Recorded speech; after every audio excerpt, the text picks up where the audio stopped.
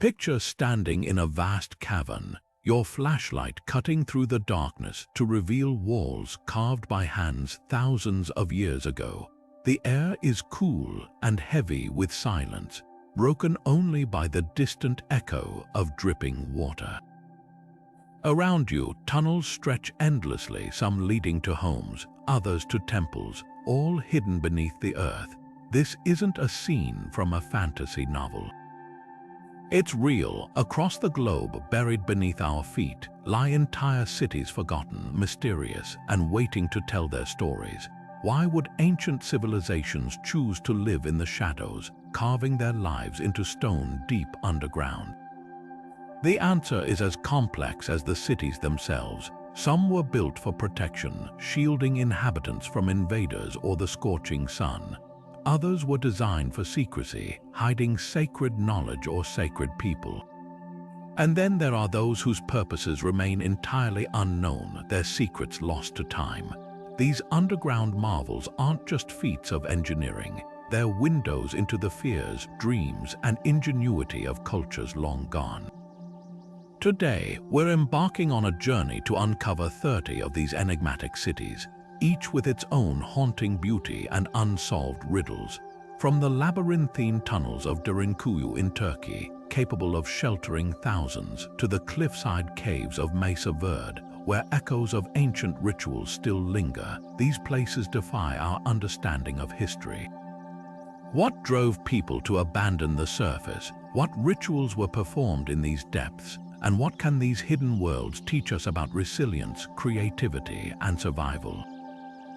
By the end of this exploration, you'll see the earth beneath your feet not as dirt and rock, but as a hidden archive of human daring, one that still holds mysteries begging to be unraveled. Deep beneath the rolling hills of Cappadocia lies Derinkuyu, an underground city so vast it could hide an entire population.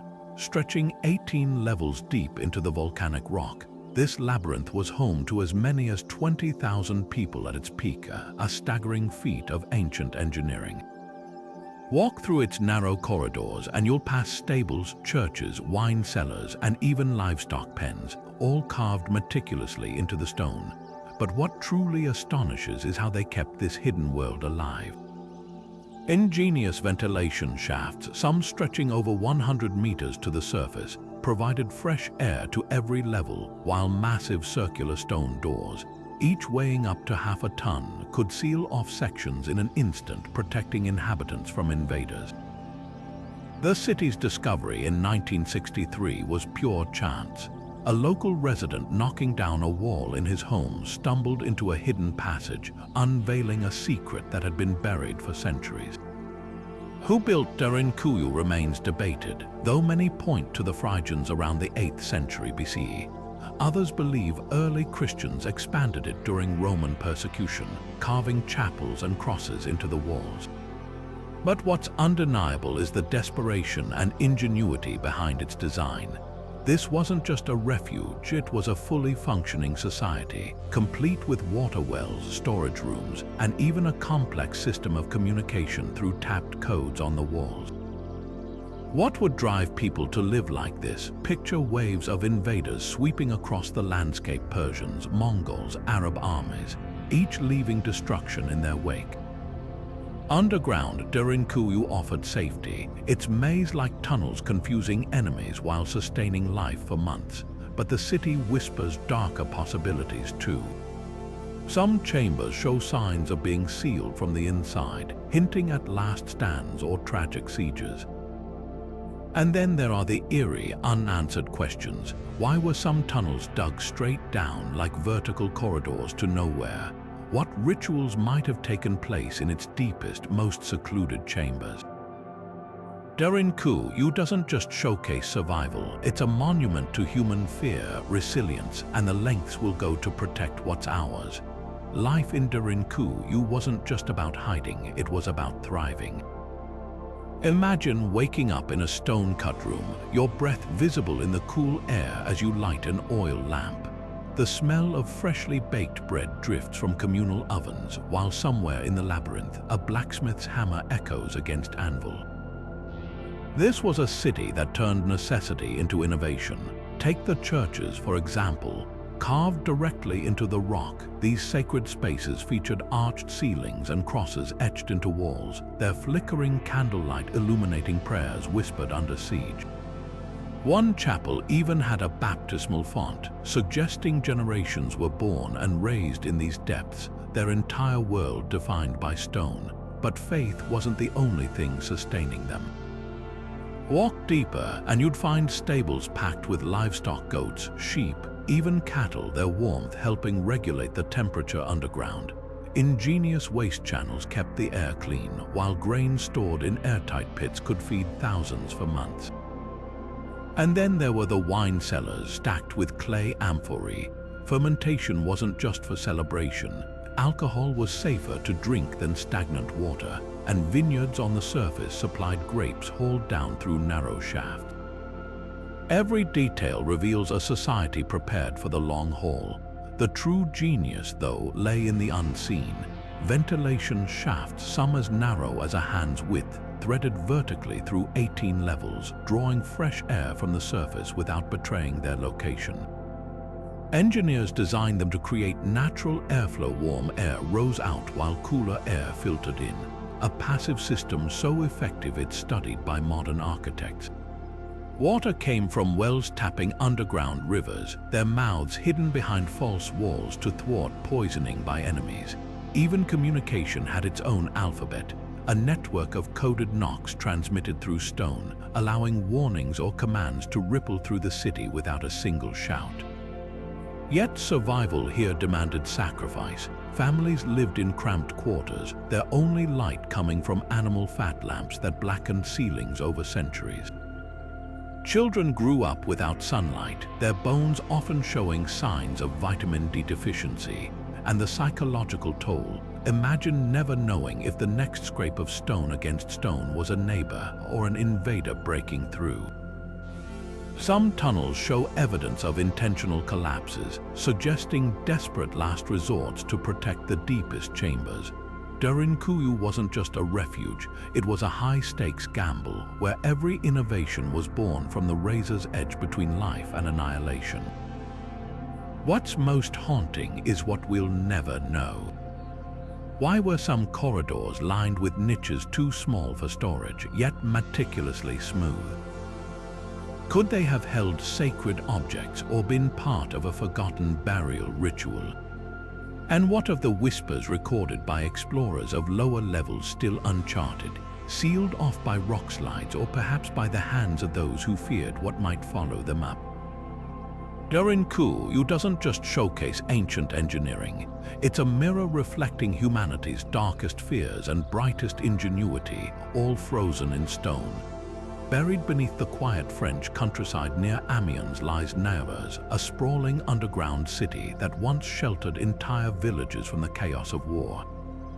With nearly 300 rooms spread across a network of tunnels stretching over 2 kilometers, this hidden refuge is a time capsule of human desperation and resilience. Unlike Derinkuyu's volcanic rock, Naples was carved into soft chalk, a material easy to excavate yet sturdy enough to withstand centuries. Step inside, and you'll find not just storage pits and living quarters, but bakeries, chapels, and even stables, all arranged around a central square where livestock could be corralled and communal decisions made. What makes Naples truly unforgettable, though, isn't just its scale. It's the voices left behind. The walls are covered in over 2,000 pieces of graffiti, etched by soldiers hiding here during World War I.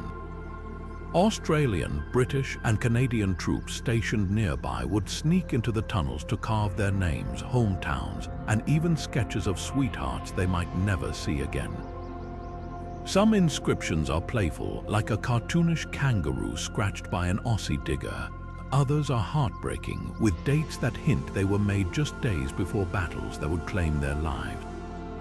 Walking these passageways feels like eavesdropping on intimate conversations across time, a stark reminder that these weren't just hiding places, but sanctuaries for young men clinging to humanity amid the horrors of war.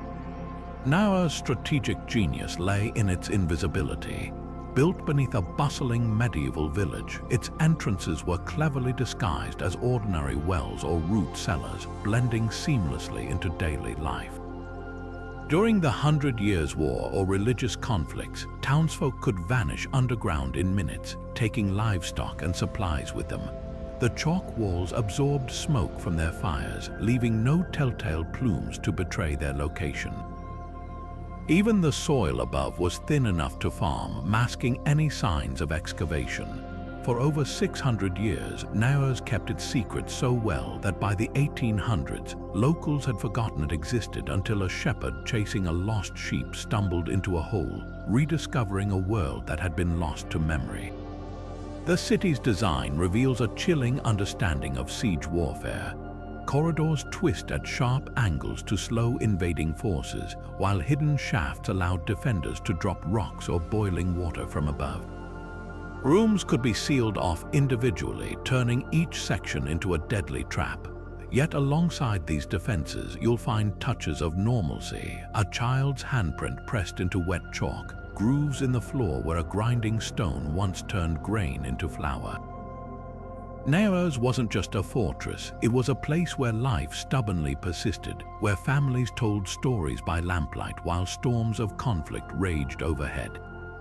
Today, the faint scent of damp chalk still hangs in the air, and if you listen closely, guides will show you where a hand-cranked ventilation system once hummed, a later addition by World War II soldiers who reused the tunnels as an Allied bunker.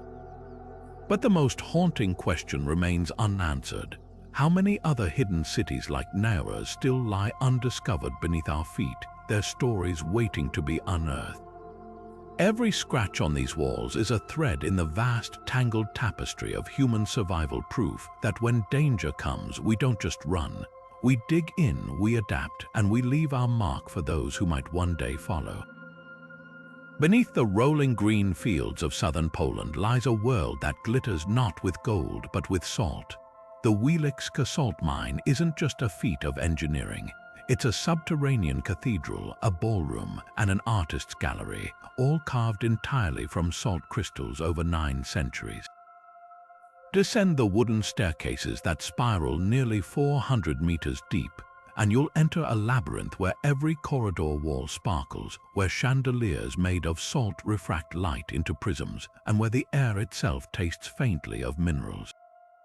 This wasn't just a mine, it was a kingdom beneath the earth, built by generations of miners who turned back-breaking labor into something sacred. Salt was the currency of power in medieval Europe, worth its weight in gold. It preserved food, healed wounds, and symbolized purity, making Wieliczka one of the continent's most precious sites. But what's astonishing isn't just the wealth it generated. It's how the miners who toiled here transformed their workplace into a place of devotion. Deep underground, far from sunlight, they carved chapels with vaulted ceilings and altars, their tools chiseling saints and biblical scenes into the salt walls. The crown jewel is the Chapel of St. Kinga, a cavernous space larger than most surface churches, where even the floor tiles are made of salt. Every inch glistens, the carved Last Supper tableau, the lifelike statues of saints, the pulpit shaped like a ship's prow, all polished by hand to a mirror-like shine. Yet faith wasn't the only thing flourishing in these depths. Miners built an entire underground society, complete with stables for horses that lived their entire lives below ground, pulling carts of salt through tunnels lit by flickering torches. They dug ventilation shafts so precise they're still studied by engineers today, and engineered wooden machinery to hoist salt blocks weighing tons to the surface. But the most surreal space, the ballroom. Yes, a ballroom where miners once waltzed beneath crystal chandeliers, their reflections shimmering in salt-mirrored walls. Imagine the scene, musicians playing in a chamber where the acoustics carried every note, aristocrats in powdered wigs dancing atop a floor that crunched faintly underfoot. This wasn't just escapism, it was a defiance of darkness, a declaration that even in the bowels of the earth, humanity would celebrate. The mine's survival is a tale of ingenuity and superstition. Miners believed salt protected them, whispering prayers to Saint Kinga, their patroness, before each shift. They left offerings in tiny wall niches, coins, buttons, even locks of hair, hoping the saint would shield them from collapses or gas explosions. Some rituals were practical, like releasing canaries to test for toxic air. Others, like the annual blessing of the tunnels by priests, blurred the line between faith and survival. And it worked. Wieliczka operated continuously for over 700 years, its salt funding empires and wars, until its final day of operation in 1996. Today, the mine's legacy lives on in its walls. Lick a column, as many tourists do, and you'll taste the same salt that seasoned medieval feasts. Run your fingers over grooves in the tunnels, worn by generations of hands guiding carts.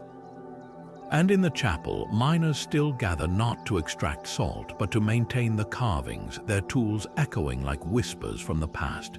Wieliczka isn't just a monument to industry, it's proof that even in the darkest places, humans don't just endure. We create beauty, we worship, we dance, and in doing so, we turn the earth itself into art. Perched atop a volcanic cliff in central Italy, the medieval town of Orvieto looks like something from a fairy tale: cobblestone streets, towering cathedrals, and vineyards stretching to the horizon. But beneath its picturesque surface lies a hidden world far older than the Renaissance facades overhead. Here, the ancient Etruscans, a civilization predating Rome, carved an intricate network of tunnels and chambers so vast that modern archaeologists are still mapping new passages today. Unlike the defensive structures of Derinkuyu or Naples, Orvieto's underground labyrinth defies easy explanation. Some corridors spiral downward like staircases to nowhere, while others open into perfectly circular rooms with ceilings blackened by centuries of torch smoke.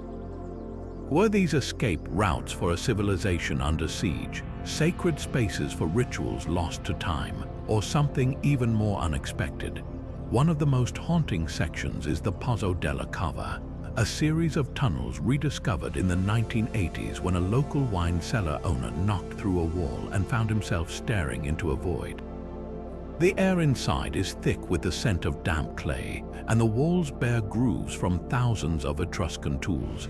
Each mark a silent testament to the labor of hands that worked here over 2,500 years ago.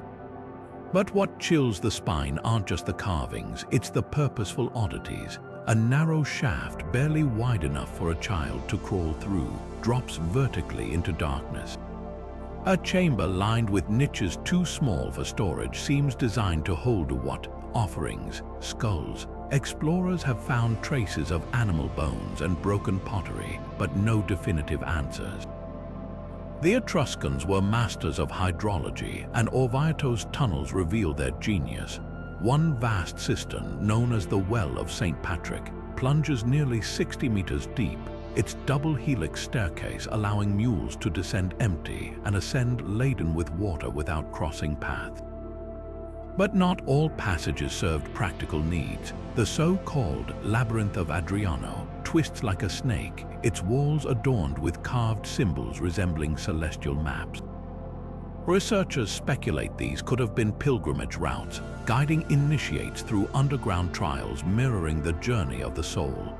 Others point to eerie acoustic properties. Certain chambers amplify whispers into echoes that seem to come from all directions, a phenomenon that might have been used to simulate divine voices during ceremonies. Modern explorations have only deepened the mystery. Thermal imaging recently revealed a previously unknown chamber beneath the town's iconic Duomo, its entrance deliberately sealed with rubble. Local legends speak of a room of echoes, where priests once performed rituals to commune with the dead. Meanwhile, amateur cavers still stumble upon new tunnels, some containing fragments of bronze mirrors, objects the Etruscans associated with prophecy and the afterlife. The most unsettling discovery, a set of child-sized footprints pressed into the clay of a remote passage preserved for millennia. Were they fleeing something?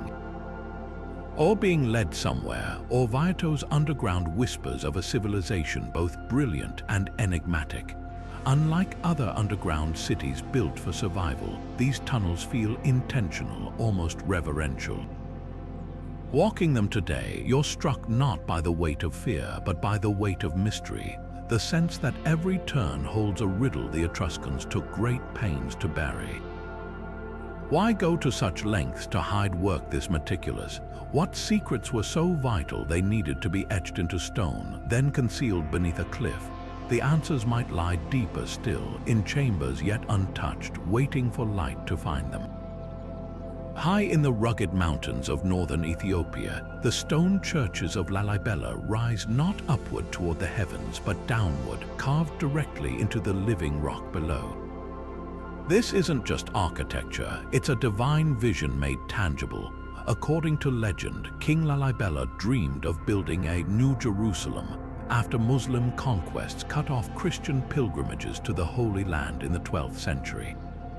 But these 11 monolithic churches weren't constructed by human hands alone. Chronicles speak of angels working alongside masons by day, then continuing the labor unseen under the cover of darkness. The result, a sacred complex so precise, so otherworldly, that even modern engineers struggle to explain how it was achieved with only chisels and hammers. Step into the shadows of Bet Georgis, the most iconic of Lalibela's churches, and you'll understand why believers call this place miraculous. The entire structure, its roof, walls, and even the cross-shaped trench surrounding it was painstakingly hollowed out from a single massive block of volcanic rock. No mortar, no scaffolding, just negative space carved with mathematical precision. Sunlight filters through windows aligned to catch the equinox sunrise, illuminating interior pillars covered in ancient frescoes of saints and angels. The floors wear grooves from centuries of barefoot worshippers, while the air hums with the scent of burning frankincense and the low chant of priests. This isn't a relic of the past, it's a living sanctuary where faith vibrates through every stone. The church's design mirrors the spiritual longing that birthed them. Walk the rock-hewn passageways connecting the sites, and you'll traverse a symbolic journey. The River Jordan, represented by a narrow canal, separates the earthly realm from the celestial. Pilgrims still remove their shoes to wade through its waters, reenacting Christ's baptism. Beneath Bet Mariam, the oldest church, lies a series of catacombs where hermits once meditated in darkness, seeking visions. And in the dim light of Bet Golgotha, said to house the tomb of King Lalibela himself, visitors whisper of flickering shadows that move independently of any flame, a phenomenon locals attribute to the lingering presence of those angelic builders. What defies logic isn't just the scale of Lalibela's construction, but its endurance. For 900 years, these churches have withstood earthquakes, invasions, and erosion, their structural secrets still debated. Some scholars point to the reddish basalt's natural resilience. Others note how the roof slopes slightly to channel rainwater away, preventing pooling. But the most compelling mystery lies underground. Recent ground-penetrating radar revealed voids beneath several churches' chambers yet unexcavated. Could they hold relics? Sacred texts, or perhaps evidence of the rumored tunnels said to stretch all the way to Jerusalem, a physical manifestation of King Lalibela's divine connection. Today, Lalibela remains a beacon for the faithful. During major festivals like Timkat Ethiopian Epiphany, thousands clad in white robes fill the courtyards, their voices rising in harmonies unchanged since the Middle Ages. Priests in embroidered vestments sway with processional crosses, while the scent of roasting coffee, Ethiopia's gift to the world, drifts from nearby homes. It's a scene that would be familiar to King Lalibela, whose dream of a spiritual haven persists not as a frozen monument, but as a living testament to devotion. The angels may have left their chisels behind, but their legacy still echoes in every hymn, every whispered prayer, every footstep worn smooth into the rock. The precision of Lalibela's rock-hewn churches borders on the supernatural. Take a closer look at the walls of Bet Medhain Alam, the largest monolithic church in the world, and you'll find surfaces so smooth they appear polished by something beyond human tools. The corners meet at perfect 90-degree angles, and the ceilings carved to mimic the arched vaults of Byzantine basilicas, curve with a geometric consistency that defies the crude iron chisels of the 12th century. Even more astonishing, the entire structure was excavated from the top down, meaning artisans worked blind, removing tons of rock without modern measurements, their progress guided only by faith and an uncanny spatial awareness. One misjudgment could have collapsed the entire edifice, yet every column, every niche stands flawless, but the real genius lies in what you don't see. Hidden within the church's designs are sophisticated drainage systems that have kept these sacred spaces intact for centuries. Tiny channels no wider than a finger thread through the stone, redirecting rainwater away from fragile carvings. The trenches surrounding each church slope at imperceptible angles, ensuring runoff never pools near the foundations. Even the roofs, often ornamented with symbolic crosses, double as watersheds, their subtle contours directing moisture into underground reservoirs. Compare this to the salt-carved chapels of Wieliczka, where humidity required constant human intervention, and Lalibela's passive engineering feels almost prophetic. Durability here wasn't an accident, it was theology carved in stone. While underground sites like Cappadocia's chapels relied on soft volcanic rock for easy excavation, Lalibela's builders chose volcanic basalt, a notoriously hard material specifically for its endurance. The stone's natural iron content acts like a reinforcing skeleton, resisting erosion that's crumbled lesser structures. Walk through Bet Abba Libanos, suspended between bedrock and sky, and you'll notice how its supporting pillars taper slightly at the base. This wasn't aesthetic whimsy, it redistributes weight to withstand seismic shifts in this earthquake-prone region. Modern engineers have calculated that the church's load-bearing walls align precisely with the rock's natural fault lines, a feat impossible without an intimate understanding of geology or divine guidance, as the faithful believe. Contrast Lalibela with other subterranean holy spaces, and the differences illuminate its uniqueness. Turkey's underground cities prioritized function over form, their rough-hewn tunnels meant for survival, not worship. Orvieto's Etruscan tunnels feel exploratory, even improvisational, but Lalibela, every chisel stroke served a dual purpose, practical and spiritual. The church's alignment with celestial events, like the solstice light piercing Bet Gabriel's eastern window, suggests builders blended astronomy with devotion.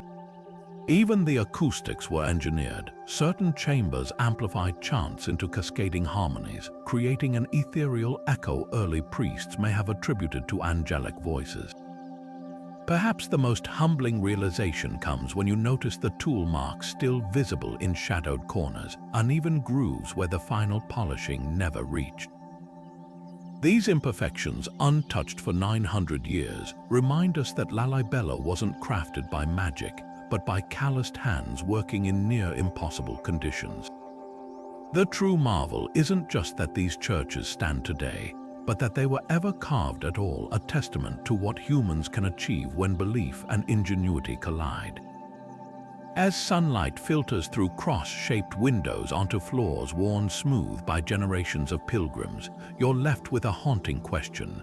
Were the angels of legend merely metaphors for the collective genius of forgotten artisans, their names lost to time but their legacy glowing in the rock like buried starlight? Just 8 miles from Derinkuyu lies its lesser-known but equally fascinating sister city, Kaymakli. While Derinkuyu stuns with its sheer depth, Kaymakli captivates with its labyrinthine complexity, a honeycomb of tunnels and chambers that feel more intimate, more lived in. Where Derinkuyu was a fortress designed for thousands, Kaymakli was a neighborhood carved for hundreds, its 4 excavated levels with possibly more undiscovered, revealing how ordinary people adapted to life beneath the earth. The first thing you'll notice stepping into Kaymakli is the ceilings lower, narrower, almost cozy compared to Derinkuyu's grand passages. This wasn't just a matter of geology, it reflected deliberate choices. Families here customized their spaces with niches for oil lamps, shelves carved directly into volcanic rock, and even small ventilation holes positioned precisely where smoke from cooking fires would rise. In one chamber, archaeologists found a circular depression in the floor surrounded by seating grooves, a communal dining area where meals were shared under flickering light. These weren't just survival bunkers, they were homes etched with the rhythms of daily life. What truly sets Kaymakli apart is its interconnectedness. Corridors branch off like capillaries, linking living quarters to stables, wineries to workshops. Unlike Derinkuyu's defensive bottlenecks, Kaymakli's tunnels often widen unexpectedly into shared courtyards, suggesting a culture that valued community as much as security. One such space, now called the market area, contains dozens of small, identical rooms facing a central corridor, likely stalls where traders sold goods or artisans plied their trades. The air here still carries the faint, earthy scent of grapes pressed into wine millennia ago, their residue found in carved fermentation vats nearby. But the most touching details are the personal ones. In a side chamber barely large enough for 2 adults, someone painstakingly chiseled a cradle-shaped hollow into the wall, its edges smoothed by generations of hands rocking infants to sleep. Nearby, a vertical shaft with footholds leads to a hidden upper room, perhaps a teenager's private retreat or a newlywed's first home. Even the security measures here feel personal.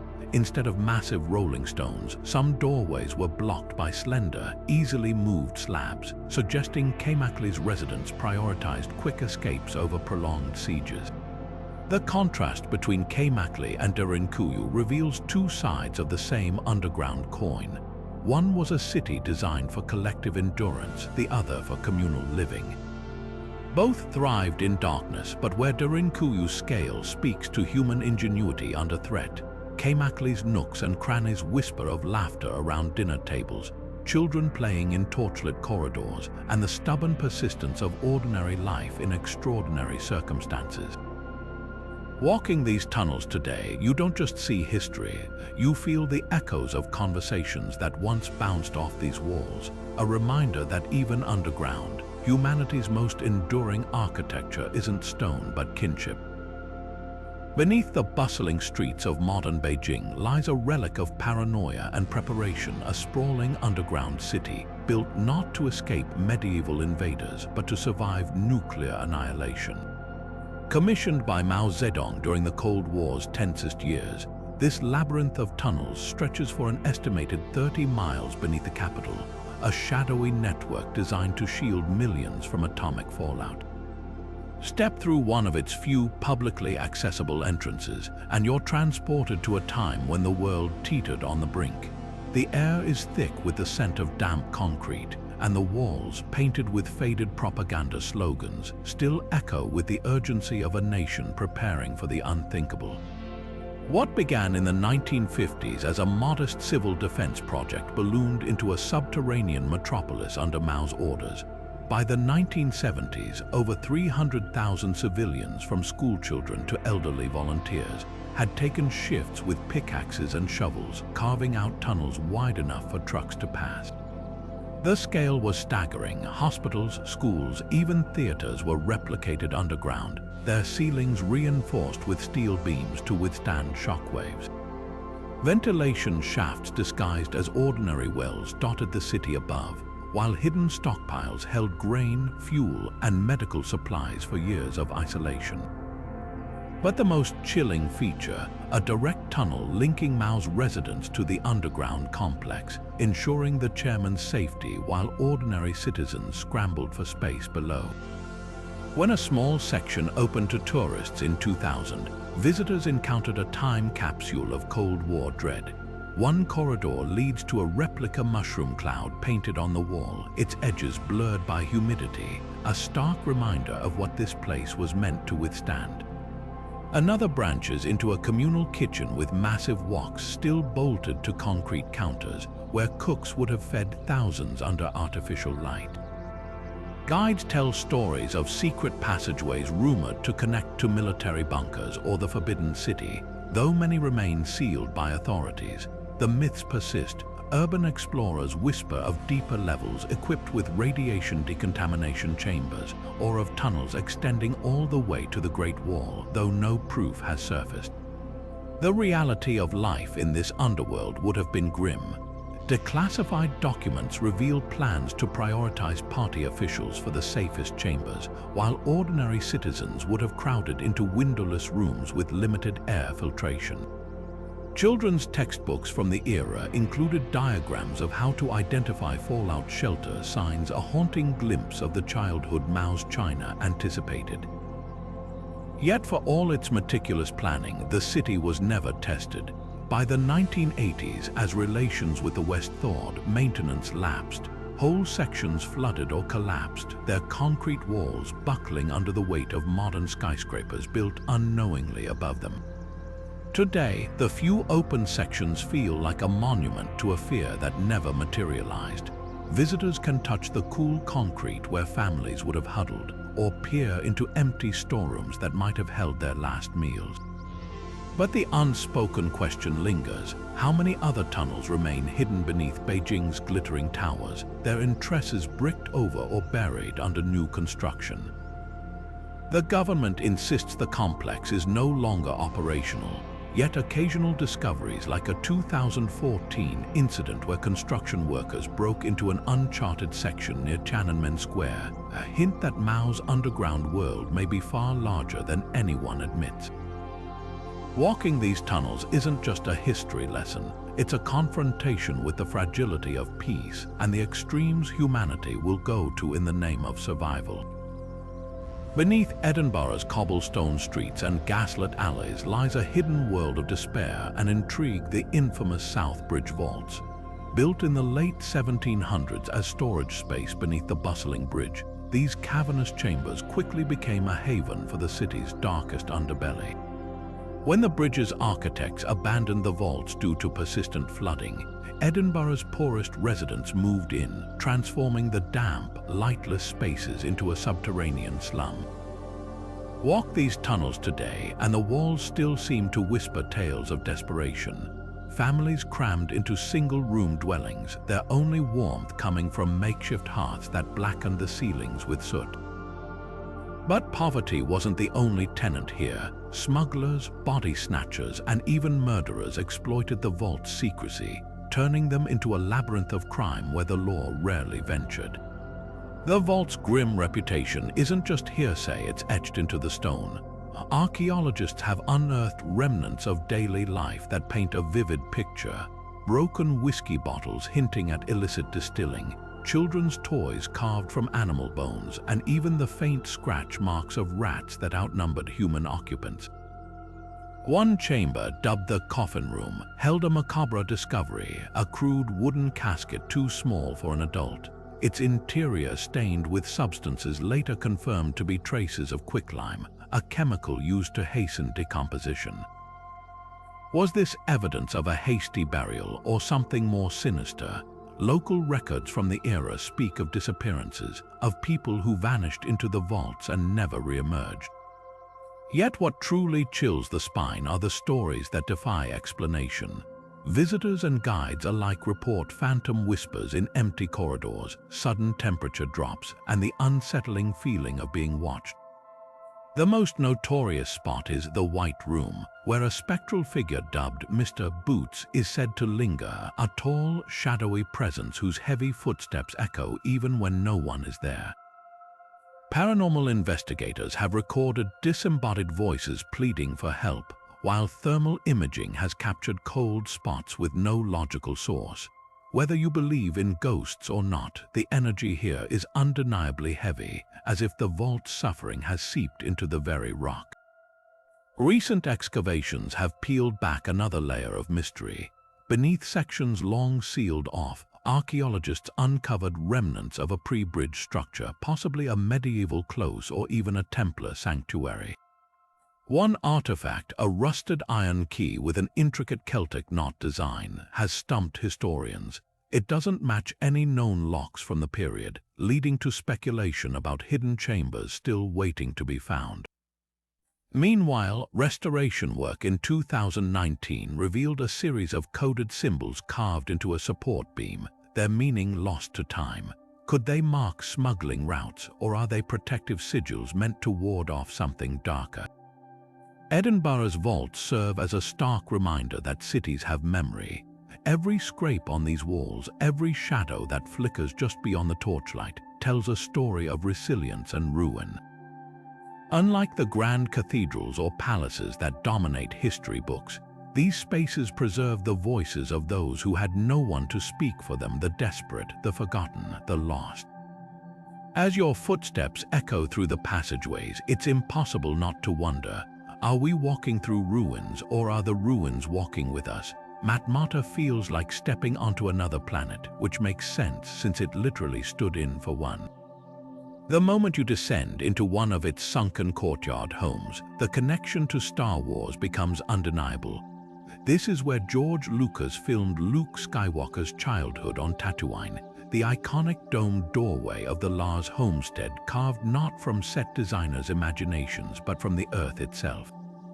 But these surreal dwellings weren't built for cinema magic. They're the ingenious answer to surviving the relentless Sahara. The Berber people who crafted Matmata's troglodyte homes millennia ago didn't just stumble upon caves, they engineered them.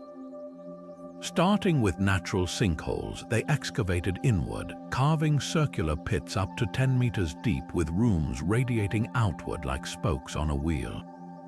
The result, a home that stays a crisp 20 degrees Celsius even when desert temperatures soar past 50. Step inside and you'll find walls smoothed with a mixture of clay and olive oil, their earthy hues glowing in the dim light filtering through the central courtyard. Storage niches curve organically into the rock, while arched doorways some barely shoulder height conserve cool air. This wasn't primitive living, it was masterful adaptation. What's striking isn't just the practicality, but the comfort. Families slept on raised platforms lined with woven palm mats, their bedding elevated to avoid scorpions. Courtyards doubled as kitchens, their sunken floors allowing heat from cooking fires to rise and escape through the open roof. Even the furniture was carved from the living rock, tables, benches, even shelves emerging seamlessly from the walls. Visitors today often expect austerity, but Matmata's homes feel surprisingly cozy, their rounded edges and soft acoustics creating a womb-like serenity. Then there's the Star Wars legacy. The Hotel City Driss, once a traditional dwelling, became the Lars homestead set, its walls still adorned with original prop paintings of alien creatures. Fans can sip mint tea in the same courtyard where Luke stared at twin sunsets, tracing their fingers over grooves left by crew members rigging lights decades ago. But the real magic lies in the juxtaposition, a sci-fi landmark that's also a living museum of ancient ingenuity, yet Matmata holds deeper mysteries. Some tunnels connecting homes stretch farther than archaeologists have mapped, their endpoints lost to collapses or secrecy. Local legends speak of underground granaries hidden during Roman invasions, their locations passed down through whispers. And in certain chambers, the walls bear symbols older than the Berber language, spirals and handprints echoing Neolithic cave art. Was this place sacred before it was practical? The answer might lie in the oldest, most weathered rooms, where the line between shelter and sanctuary blurs like a mirage on the desert horizon. Walking through Matmata today, you're struck by the resilience baked into its walls. These homes weren't just survival, they were a declaration that even in the harshest environment, humans could carve out beauty. The Berbers didn't hide from the sun, they tricked it, using the earth itself as a shield. And when Hollywood came calling, these silent spaces reminded the world that sometimes the most alien landscapes are the ones we've shaped ourselves. Hidden behind a narrow, winding gorge in Jordan's desert lies Petra, a city that seems to defy both nature and time. The approach alone feels like stepping into a myth. Walking through the Sick, a towering sandstone fissure just wide enough for 2 camels to pass, the walls rise 200 meters overhead, their striated hues shifting from burnt orange to deep crimson as sunlight dances across the rock. Then, suddenly, the canyon parts to reveal Petra's crown jewel, the treasury, its Hellenistic facade glowing pink in the dawn light. This isn't just architecture, it's theater designed to awe travelers who'd crossed deadly deserts to reach it. But forget Indiana Jones, the real magic of Petra isn't its Hollywood debut, but the ingenuity of the Nabateans who carved a metropolis from this unforgiving landscape 2,000 years ago. The Nabateans weren't just artists, they were hydraulic engineers ahead of their time. In a region where rainfall averages just 6 inches a year, they built an intricate water network so precise it puts modern systems to shame. Channels carved into the 6 walls funneled rainwater into a series of underground cisterns, while terracotta pipes, some still intact, distributed water to homes, gardens, and even public fountains. Walk the ruins today and you'll spot dams designed to divert flash floods, their stone blocks fitted so tightly they needed no mortar. The Nabateans didn't just survive in the desert, they thrived, turning Petra into an oasis that lured caravans carrying spices, silk, and incense from across Arabia. The treasury's facade, immortalized in films, wasn't a temple or a palace. It was likely a mausoleum, its ornate carvings symbolizing the afterlife, but Petra's true wealth lies beyond this postcard view. Deeper into the canyon, the street of facades reveals rows of tombs carved for merchant elites, their doorways framed by Nabatean gods. Climb 800 steps to the monastery, and you'll find a monument even grander than the treasury, its massive columns dwarfing visitors. And then there's the high place of sacrifice, where altar channels still bear stains from ancient offerings, proof that Petra was as much a spiritual hub as a commercial one. What's most astonishing is how little we still know. In 2016, satellite imagery revealed a massive, previously unknown structure buried beneath the sand, possibly a ceremonial platform. Meanwhile, ongoing excavations in residential areas uncovered frescoes hinting at cultural exchanges from Egypt to Rome. But the Nabateans left no written histories, and their city's abandonment in the 7th century erased countless stories.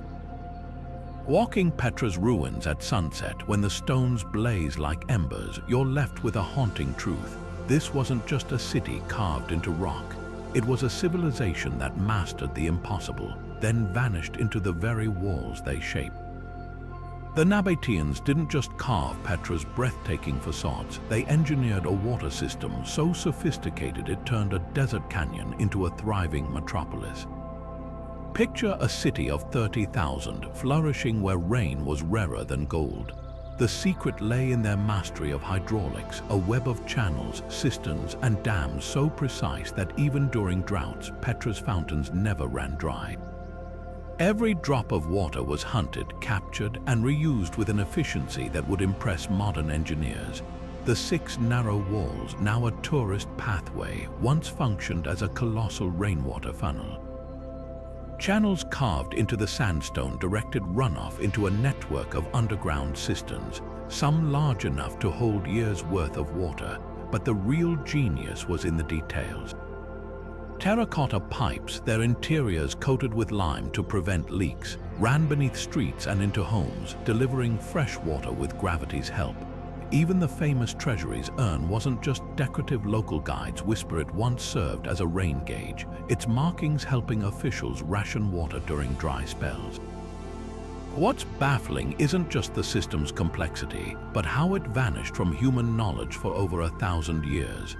After the Romans annexed Petra in 106 CE, they replaced Nabatean engineering with brute force Roman aqueducts, impressive but ill-suited to the desert. When earthquakes crippled these systems in the 4th century, the knowledge to repair the original networks had already faded.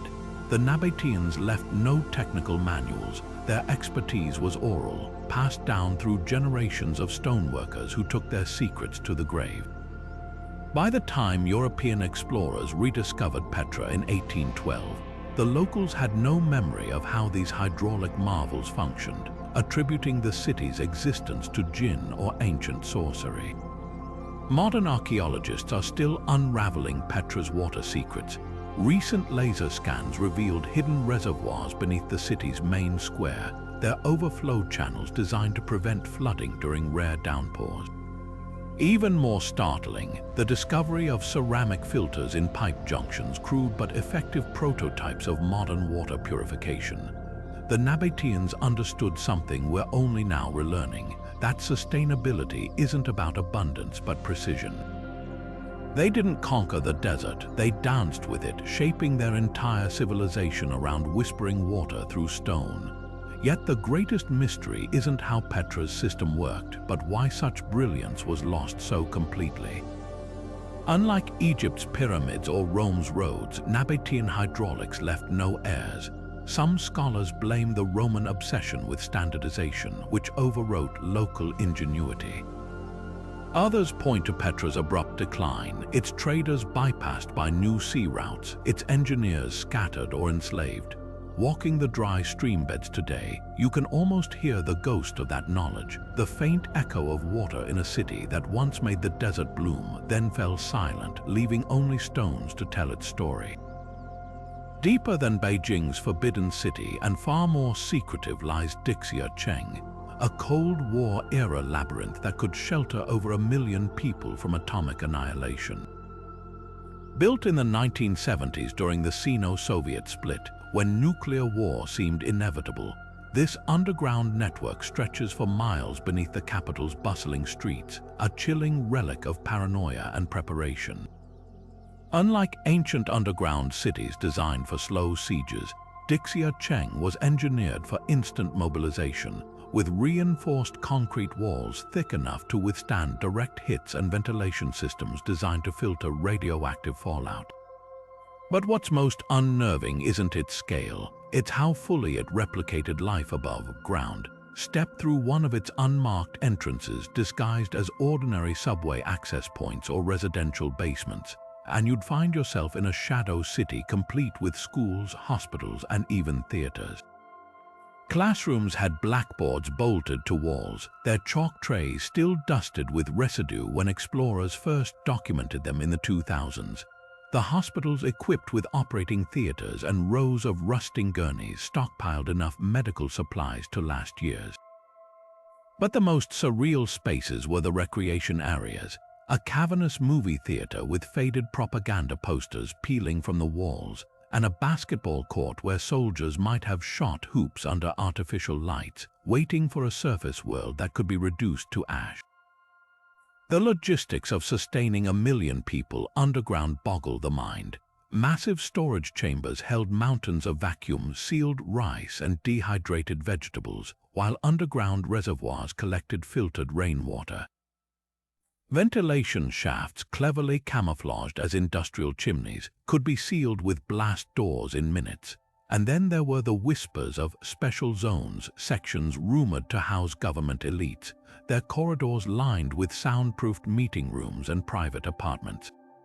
Declassified blueprints show suspicious gaps in the public maps, fuel for conspiracy theories that party officials had luxury bunkers while ordinary citizens would have crowded into communal dormitories.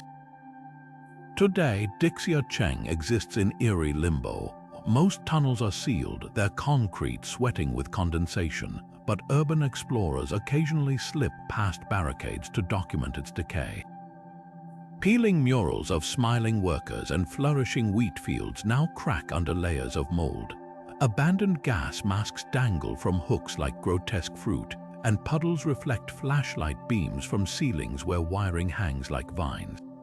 The few sections open to tourists feel like museum dioramas of dread visitors, can stand in a reconstructed classroom, touching the same desks where children would have learned arithmetic while the world above burned.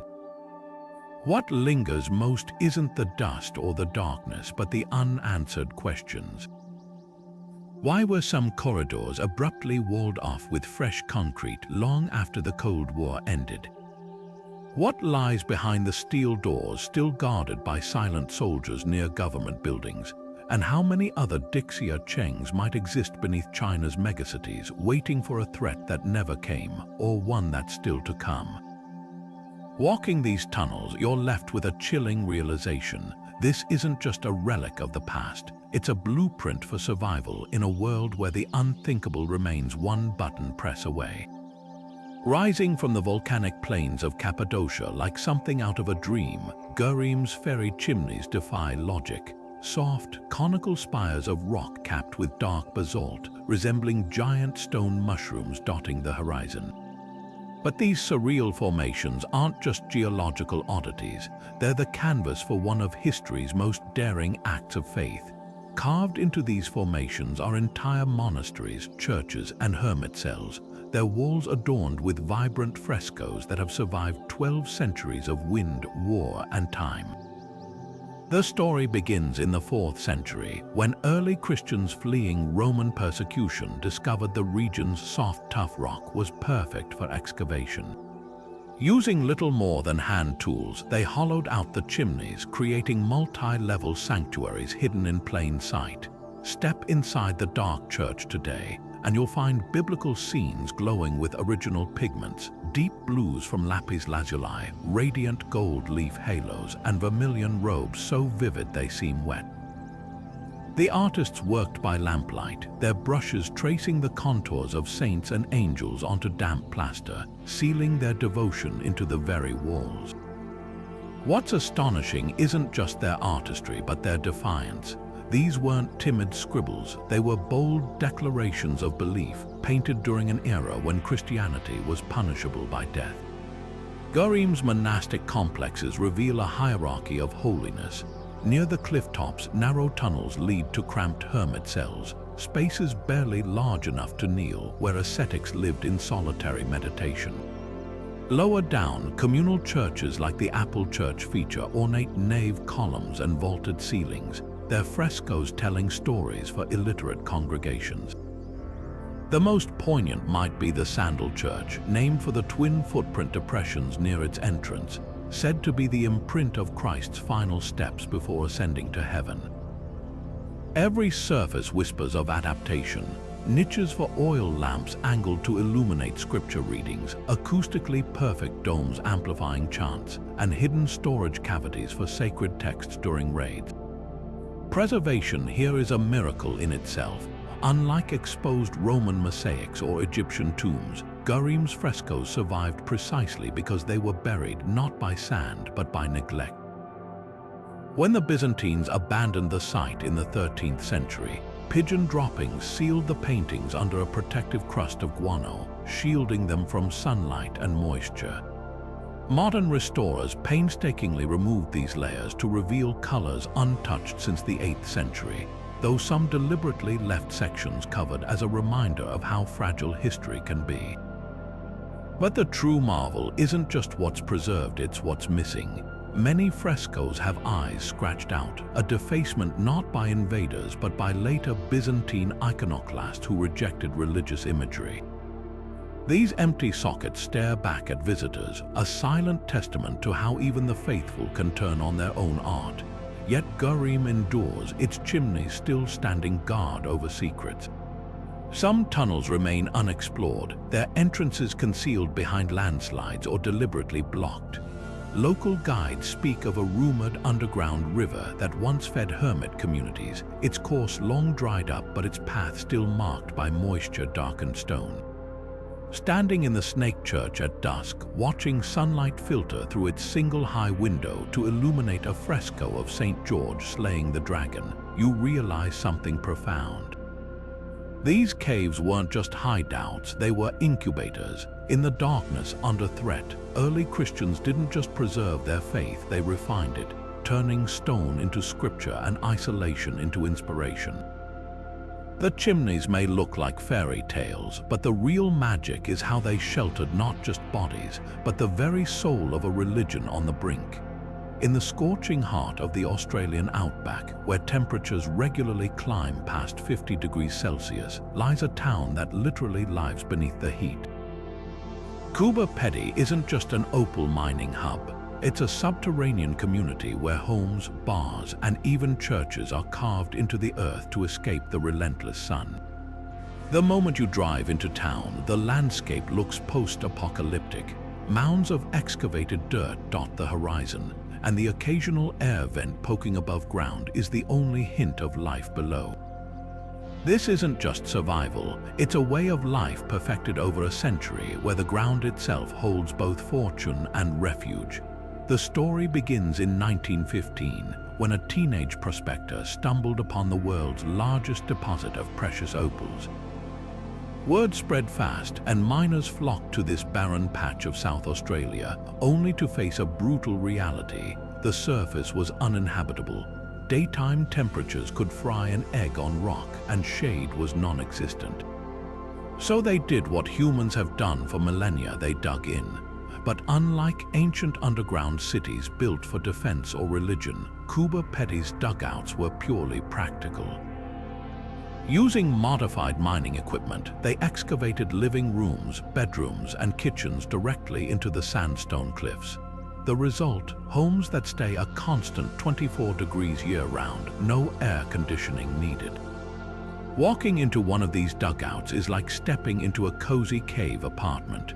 Walls are often left as raw sandstone, their swirling ochre patterns serving as natural wallpaper. Some residents polish the rock to a smooth sheen, while others hang art or tapestries to soften the space. Ceilings are arched to distribute weight, and thick wooden beams salvaged from old mines add rustic charm. But the real magic is in the details. Recessed niches carved into walls hold books or collectibles, and skylights cleverly angled to diffuse sunlight but not heat give the illusion of windows. Even the doorways have character, some rounded like hobbit holes, others framed by opal-embedded rocks that glitter under lamplight. Kuba Peti's underground ingenuity doesn't stop at homes. The town boasts the world's first subterranean hotel, the Desert Cave, where guests sleep in rooms carved from rock, their walls still bearing the pickaxe marks of early miners.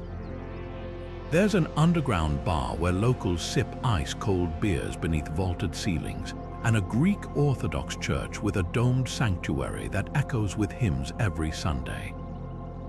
The most surreal space might be the underground golf course, yes. Golf where players whack glowing balls across a moonlit surface at night to avoid the daytime inferno.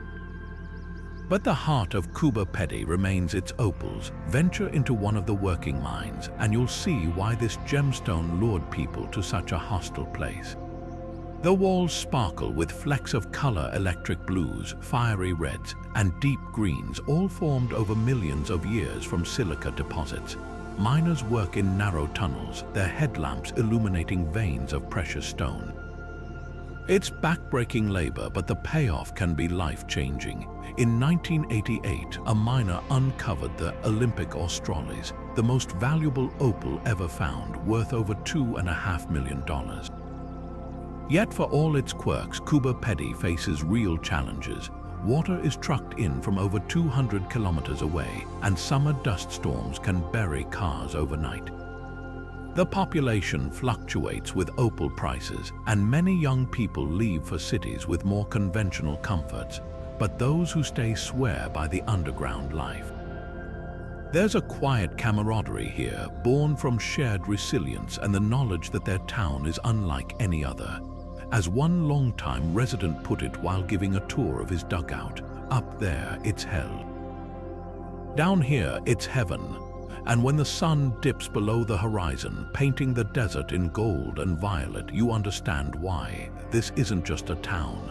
It's a testament to human creativity, proving that even in the harshest places we'll carve out beauty. Setenil de los Bodegas doesn't just sit nestled against cliffs. It's literally built beneath them, where the rock itself becomes the roof.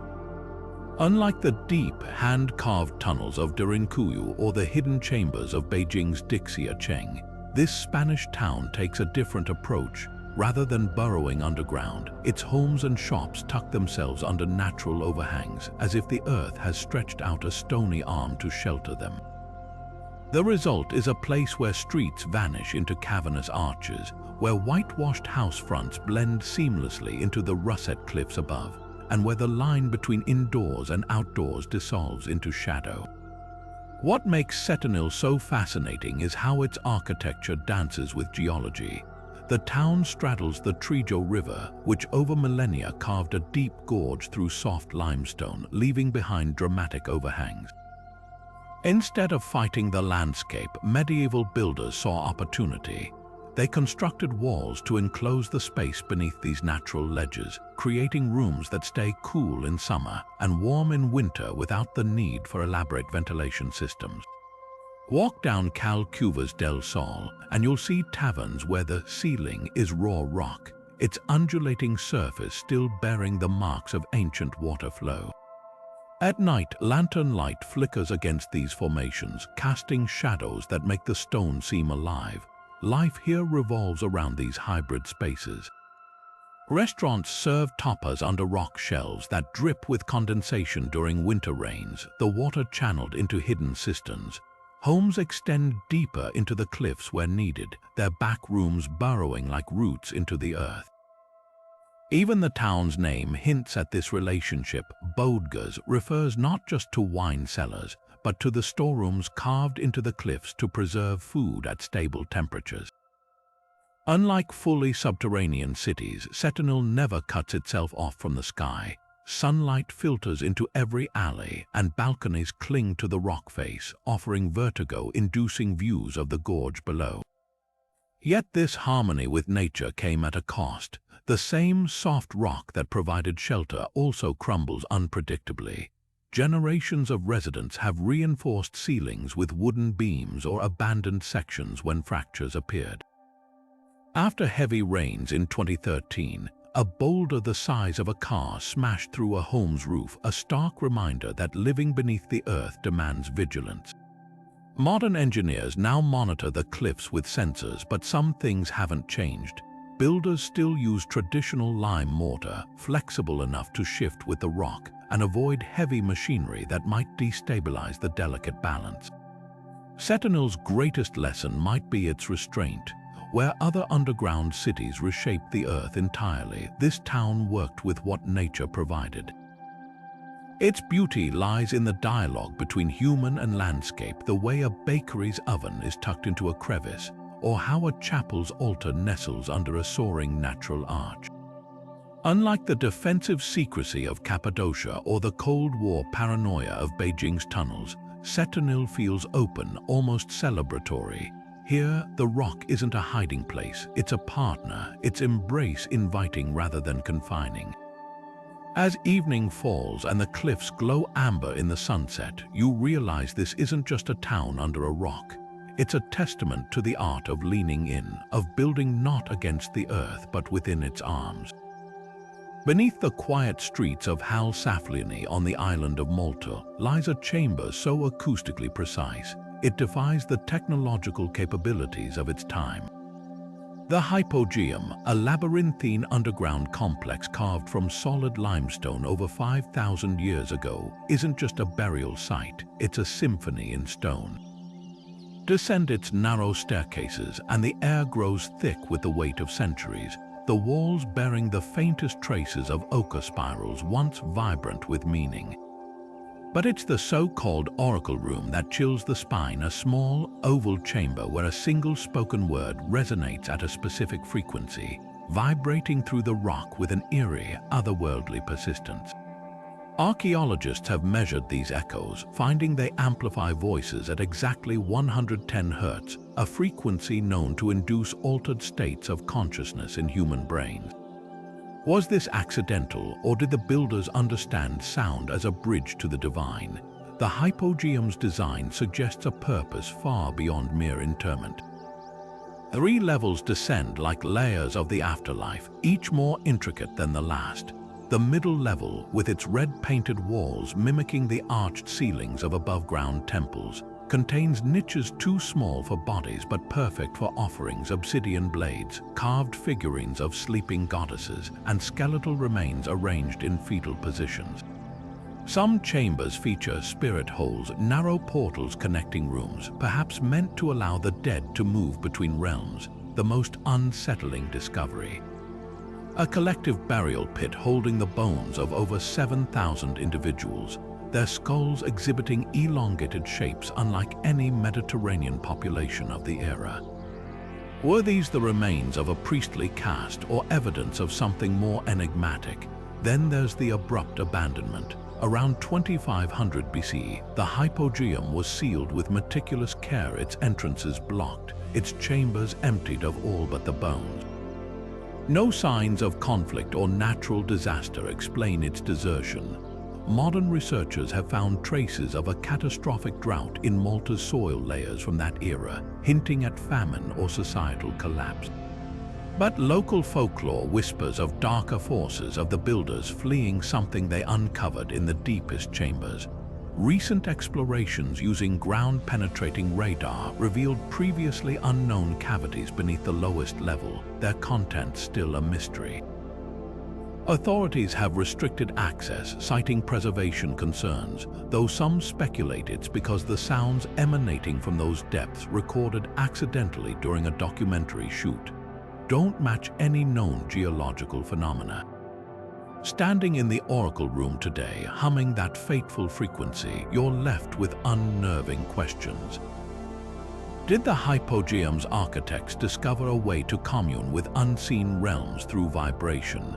Were those elongated skulls the result of deliberate cranial shaping to enhance psychic receptivity? And what finally drove them to silence this sacred space forever? The stones offer no answers, only echoes that linger just a breath too long, as if the past itself is reluctant to let go. Off the coast of Naples in Greece, where the Argolic Gulf meets sheer cliffs, lies a sea cave that doesn't just hide in the rock, it guards centuries of secrets. Bertzi Cave, with its jagged entrance half submerged at high tide, looks like something from a pirate's map, and that's no accident. Local legends whisper of Ottoman corsairs stashing plundered gold in its watery chambers, of Venetian ships using its depths to ambush invaders, and of shadowy figures rowing in under cover of night, their lanterns reflecting off walls polished smooth by tides and time. But separating fact from folklore here isn't easy, because Bertzi's true depths have never been fully explored. Diving into Bertzi's mouth feels like slipping into another world. The first chamber opens into a cathedral-like space, its ceiling arching high above the waterline, streaked with mineral deposits that glow eerie green when sunlight filters through the entrance.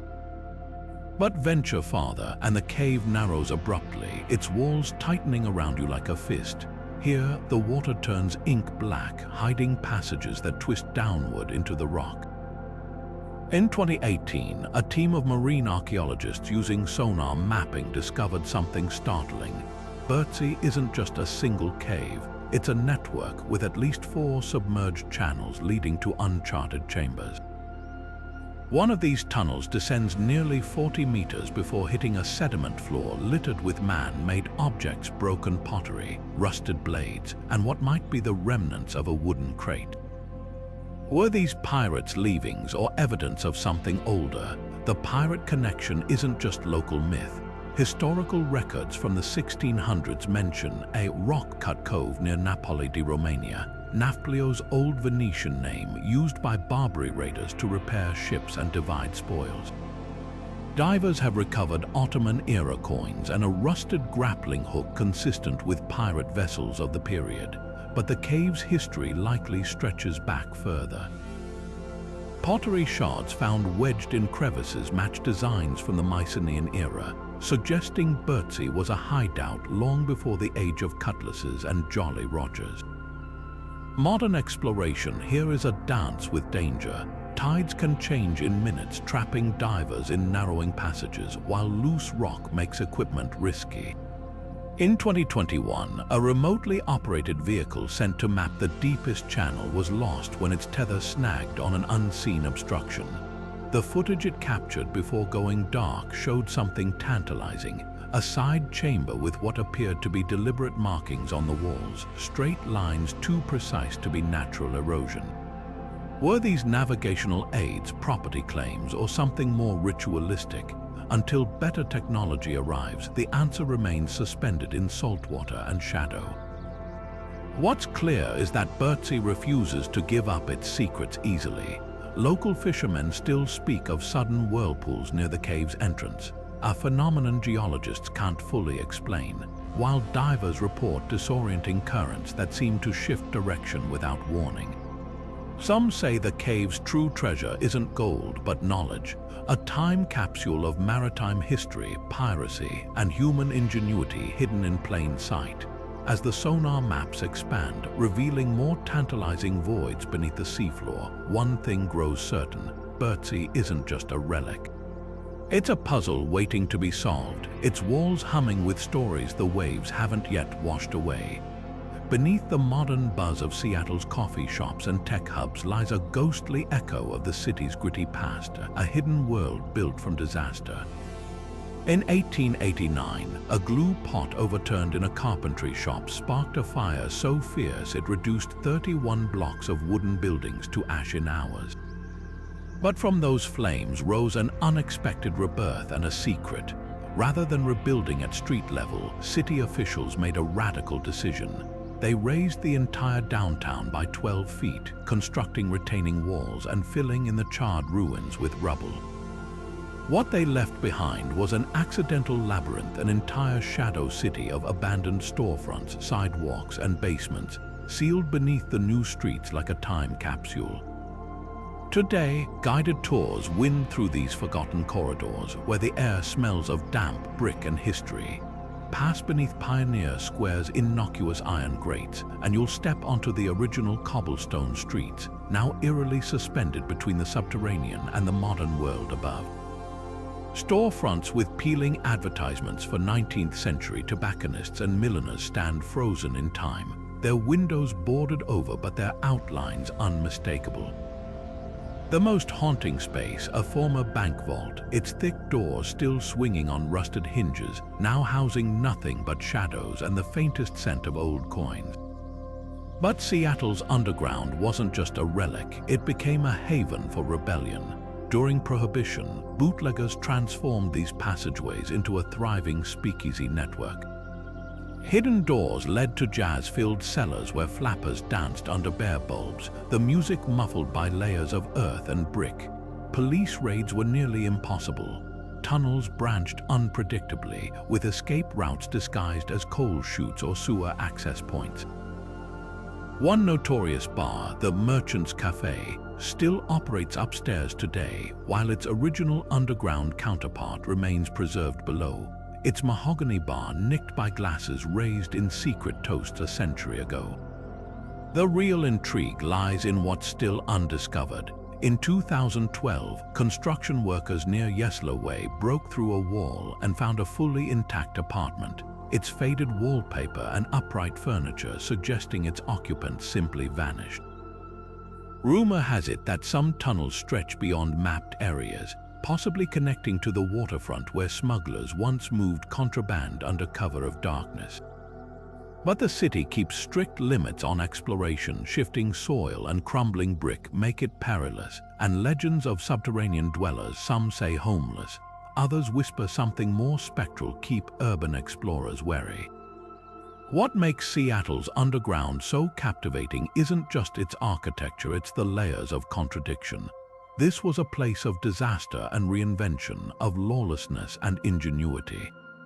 Walking its corridors, you can almost hear the clatter of horse-drawn carriages on the original streets, the muffled laughter of flappers breaking dry laws, and the quiet scrape of modern tourists' shoes on bricks that haven't seen sunlight in over a century. The city above may gleam with glass and steel, but its soul lingers below, waiting in the dark to tell its stories.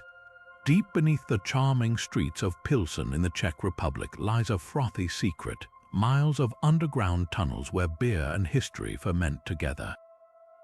These aren't just any cellars, they're the birthplace of Pilsner Lager, a liquid revolution that changed brewing forever. Picture narrow, vaulted passageways stretching like roots beneath the city, their walls blackened by centuries of humidity and hops. The air here is thick with the earthy scent of yeast and oak, a reminder that every golden sip of Pilsner Urquell, the world's first pale lager, traces back to these very chambers. But these tunnels weren't just for brewing. They were a lifeline carved by medieval hands to store ice, age barrels, and hide from invaders. The genius of Pilsen's underground lies in its geology. The bedrock here is a perfect insulator, cool, stable, and just porous enough to regulate humidity. Brewers in the 15th century discovered that lagering beer, storing it cold, smoothed its flavor, so they dug deeper, creating a labyrinth of cellars where temperatures hovered at a constant 7 degrees Celsius year-round. Some tunnels plunged 3 stories down, their ceilings reinforced with wooden beams that still bear the tool marks of laborers who worked by candlelight. The largest chamber, the lagering hall, could hold over 2,000 oak barrels, each slowly transforming rough ale into crisp, clear lager. But the cellars also tell darker tales. During the 30 Years' War in the 17th century, Pilsen's citizens retreated here as Swedish armies burned the surface. Hidden alcoves stored grain reserves, while secret passages led to wells and even a makeshift chapel. Centuries later, World War II saw these tunnels repurposed again. Nazi officers commandeered sections for munition storage, while resistance fighters used forgotten branches to hide refugees. The scars of both conflicts linger: bullet pocks near a stairwell, a rusted helmet wedged in a crevice, and eerie echoes that guides swear sound like whispered warnings when the lights flicker. Today, touring these tunnels feels like stepping into a beer-stained time machine. Visitors squeeze through passages where brewmasters once slid barrels on wooden sledges, their routes worn smooth by generations of labor. One chamber showcases an original ice well where workers harvested winter frost to keep summer brews cool. Another holds a replica cooper's workshop, its tools gleaming under amber light. The highlight, a tasting from an unlined oak barrel, the beer unfiltered and unpasteurized just as it would have tasted in 1842 when Pilsner Urquell first bubbled to life. What's most surprising isn't the engineering or the history, it's how alive these spaces remain. Master brewers still age small batches here, monitoring the beer's progress like alchemists tending a primal recipe. Meanwhile, archaeologists recently uncovered a sealed-off tunnel filled with 19th-century glass bottles, their contents still liquid and reportedly drinkable after lab tests. As you emerge from the cool darkness into Pilsen's sunny main square, clinking glasses at a pub feels like more than tradition. It's a toast to the hidden world below, where stone, sweat, and yeast crafted a flavor that conquered the globe. Beneath the sunlit streets of Odessa, where tourists sip coffee in elegant courtyards, sprawls a darkness few dare to enter. The infamous catacombs, a subterranean maze stretching an estimated 2,500 kilometers, enough to reach Paris if laid end to end. These tunnels began innocently enough in the 19th century, quarried for the creamy limestone that built Odessa's Grand Opera House and pastel palaces. But when the quarries were exhausted, the hollowed-out earth became something far more intriguing, a shadow city of smugglers, rebels, and ghosts. The catacombs' golden age of crime dawned in the 1800s when contraband flowed through them like water. Wine merchants avoided taxes by rolling barrels through hidden passages that opened into basement taverns. Silk thieves slipped between mansions via tunnels disguised as coal chutes. But the real masters were the Peschniki, gangs who knew every twist and turn. They left behind cryptic symbols, arrows, crosses, even tiny faces carved into the rock to mark safe routes, traps, or caches of stolen goods. Some markings are still visible today, though their meanings died with the men who made them. World War II transformed the catacombs into a battleground. When Nazi forces occupied Odessa in 1941, Soviet partisans retreated underground, turning the labyrinth into a resistance stronghold. Their leader, Vladimir Molotov, orchestrated daring raids from a command post dubbed the Kremlin, complete with a printing press for propaganda and a hospital carved into the stone. Ventilation shafts became sniper perches, dead-end tunnels morphed into ambush sites. The Nazis, terrified of this invisible enemy, poured concrete over known entrances and sent attack dogs into the passages, only for the dogs to emerge whimpering, refusing to re-enter. What they saw or smelled down their remains unknown. Modern explorers face dangers just as real. Less than 20% of the catacombs have been mapped, and even veterans carry 3 compasses. Locals swear the iron-rich rock warps magnetic fields. In 2005, a teenager named Masha disappeared during an illegal excursion. Searchers found her backpack weeks later near a shaft, its contents neatly arranged beside a fresh set of footprints leading deeper into the dark. She was never seen again. Other sections hide more deliberate horrors: Soviet-era testing chambers where radiation levels still spike, or collapsed tunnels believed to hide mass graves from Stalin's purges.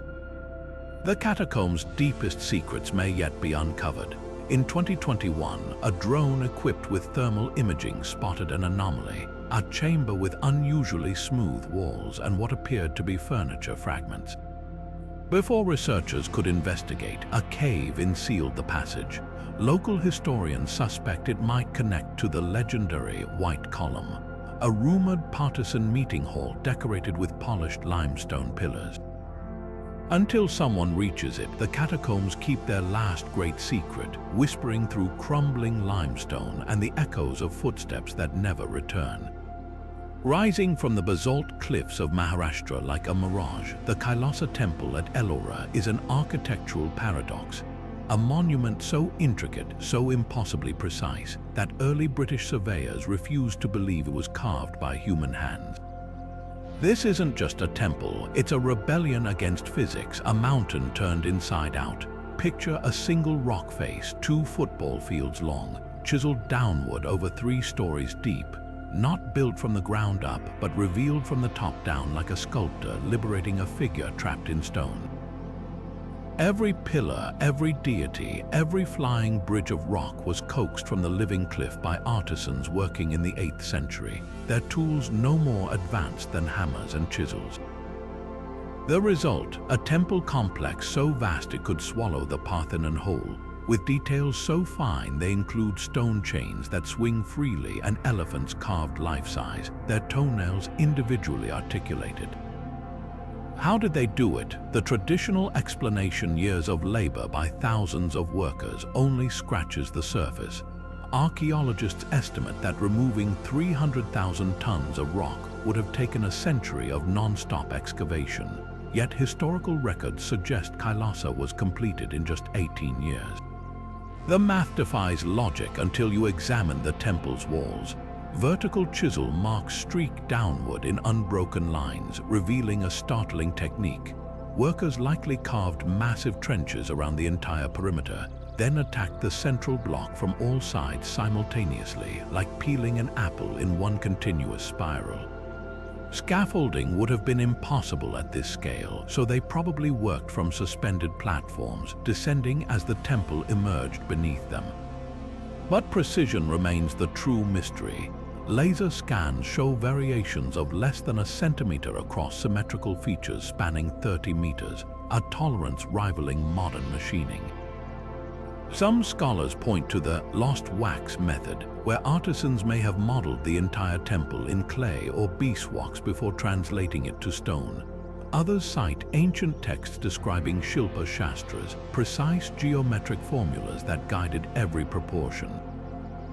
The most tantalizing clue lies hidden in plain sight. Faint red ochre guidelines still visible on unfinished sections, suggesting master architects plotted every detail with measuring cords and plumb bobs, their calculations flawless even when working blind into solid rock.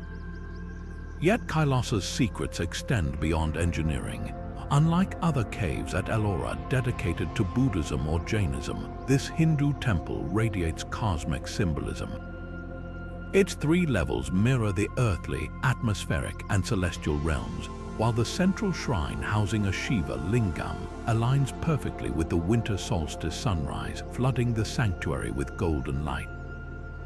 Even the rubble tells a story. Normally, excavated stone was reused, but here, debris was hurled off the cliff in a deliberate act of devotion, a literal sacrifice of material to the gods. The temple's unanswered questions only deepen its grandeur. Why does one unfinished panel show Rama's epic Ramayana in reverse order? How were delicate features like the drumming dwarf's balcony, each figurine no taller than a finger, carved without fracturing the surrounding rock? And what catastrophe halted work abruptly, leaving tools embedded in walls as if dropped mid-swing? Walking through Kailasa's courtyards, where dust motes dance in shafts of light, you're left with a humbling thought. This wasn't just construction. It was alchemy transforming patience, faith, and stone into something that defies time itself. What makes Ellora truly extraordinary isn't just the scale of its carvings, it's the silent conversation between faiths etched into its cliffs. Here, within a single stretch of rock, Hinduism, Buddhism, and Jainism didn't just exist side by side, they flourished in a rare display of mutual reverence.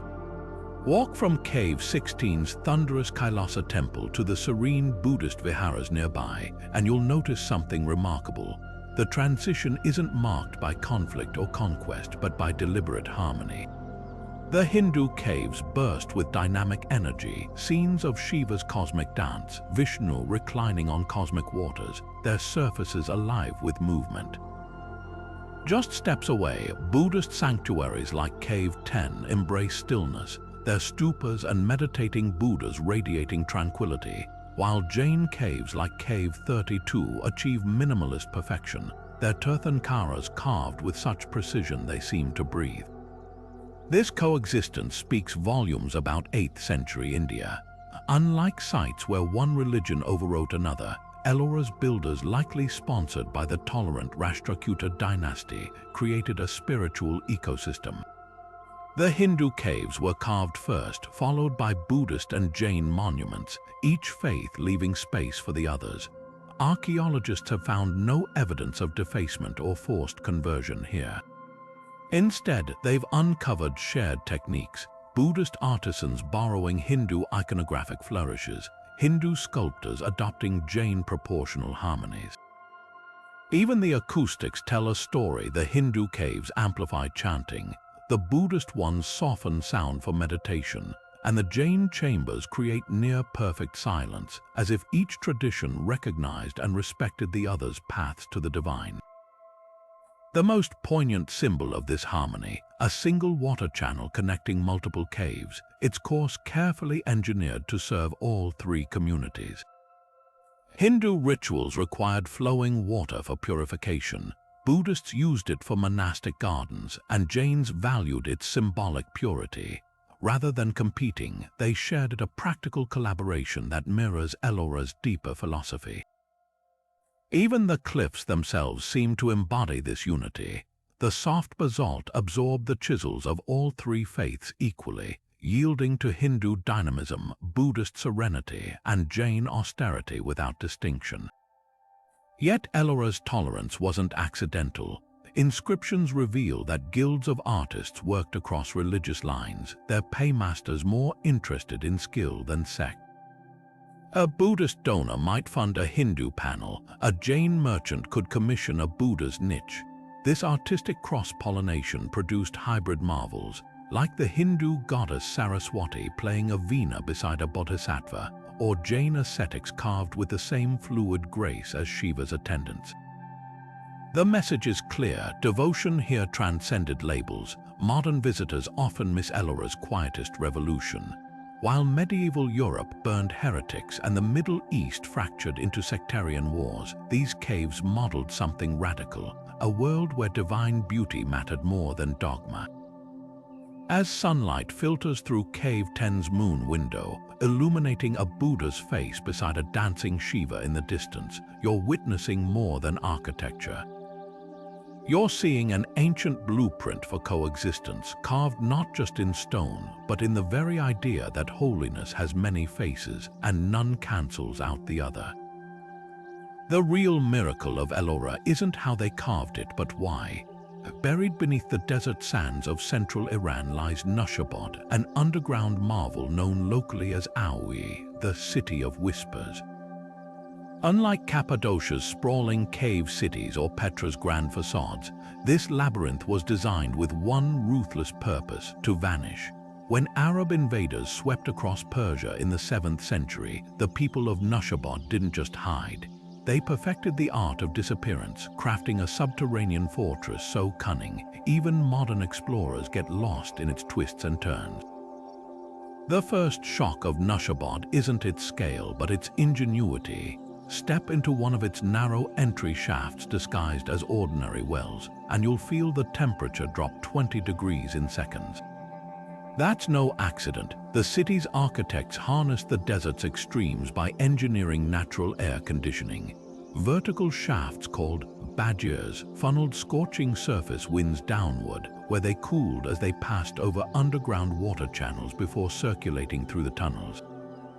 Meanwhile, cleverly angled vents created convection currents, ensuring stale air was constantly replaced.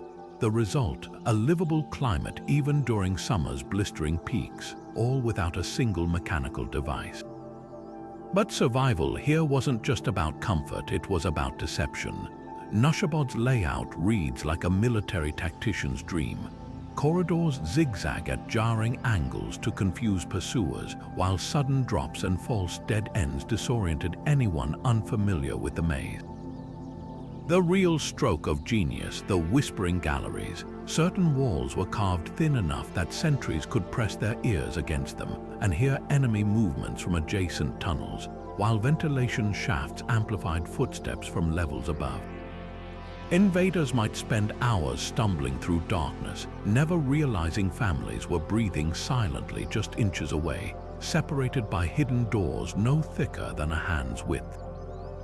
The city's most chilling feature, though, was its escape hatches. Multiple tunnels led to secret exits miles away in the desert, some emerging behind boulders or inside innocent-looking farmhouses.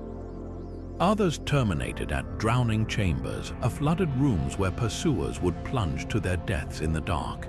Recent excavations found grooves in these tunnels' floors, suggesting sledges once transported supplies or the injured during retreats. Even children had a role, small side passages, just wide enough for a child to crawl through, connected to emergency water reserves. A last resort if adults fell during flight. Rediscovered in 2003 when a farmer's plow broke through a ceiling, Nushabod's true brilliance only became clear with modern technology. Thermal imaging revealed tunnels stretching far beyond mapped areas, some descending over 4 stories deep. Archaeologists uncovered workshops where arrowheads were forged, bakeries with grain still charred in ovens, and even a courtroom where disputes were settled during long sieges. But the most haunting discovery, handprints, dozens of them, pressed into the clay walls of a narrow tunnel. Tests confirmed they belonged to children, likely placed there as a ritual of protection or memory during the city's darkest hours. Nushabod stands as a testament to human cunning under threat. Unlike defensive castles or walled cities, Aui didn't resist invasion. It erased itself, trusting the earth to swallow its people whole. Walking its passages today, where the air still hums with the ghosts of whispers, you're left with a spine-tingling realization. This wasn't just a refuge. It was a vanishing act carved in stone, a place where survival meant becoming shadows in your own home. Beneath the vibrant streets of Guanajuato, where colonial buildings glow in hues of ochre and ruby, lies a shadow world that built and haunted this Mexican jewel. The tunnels snaking under the city weren't carved for refuge or worship, but for silver, the metal that turned Guanajuato into the wealthiest mining hub of the Spanish Empire. Descend into these passageways today, and the walls still glitter with mineral traces, their surfaces reflecting flashlight beams like dormant veins of treasure. But this underworld holds more than remnants of ore. It's a place where fortune and fatality twine as tightly as the roots of the jacaranda trees overhead. The story begins in the 1700s when a lucky strike at the La Valenciana mine unleashed a torrent of silver so vast it funded Spain's wars and palaces for decades. Miners burrowed deeper, their picks carving arteries that followed the richest seams. The tunnels became so extensive they eventually doubled as infrastructure. Today, converted sections form part of the city's road network, cars humming through spaces where donkey carts once hauled sacks of silver dust. But prosperity came at a price. Cave-ins, gas explosions, and mercury poisoning claimed countless lives, so many that local law insists the tunnels are crowded with animas, the restless spirits of those who never surfaced. Workers tell of hearing phantom pickaxes chipping at the rock, or spotting shadowy figures in outdated clothing vanishing around corners. Then there are the mummies. In the 1800s, Guanajuato's cemetery began exhuming bodies to make space, only to discover something bizarre. The arid, mineral-rich soil had naturally mummified dozens of corpses. Their faces frozen in eternal grimaces, skin stretched taut over bone. These momias de Guanajuato became macabre landmarks. Many were poor miners, their lung tissue still blackened by inhaled dust. The most famous, a woman named Ignacia Aguilar, was allegedly buried alive during a catalepsy episode, her mummy's mouth twisted in a silent scream, hands clawing at the coffin lid. Today, they're displayed in a museum just blocks from the tunnel entrances, a chilling reminder of the human cost behind the city's gilded facades. What makes Guanajuato's underworld unique is how seamlessly it merges utility and superstition. During the annual Cervantino Festival, musicians perform in tunnel chambers transformed into concert halls, the acoustics eerily perfect. Yet locals still leave offerings, candles, tequila, marigolds at makeshift altars where tunnels branch, appeasing spirits said to mislead the unwary.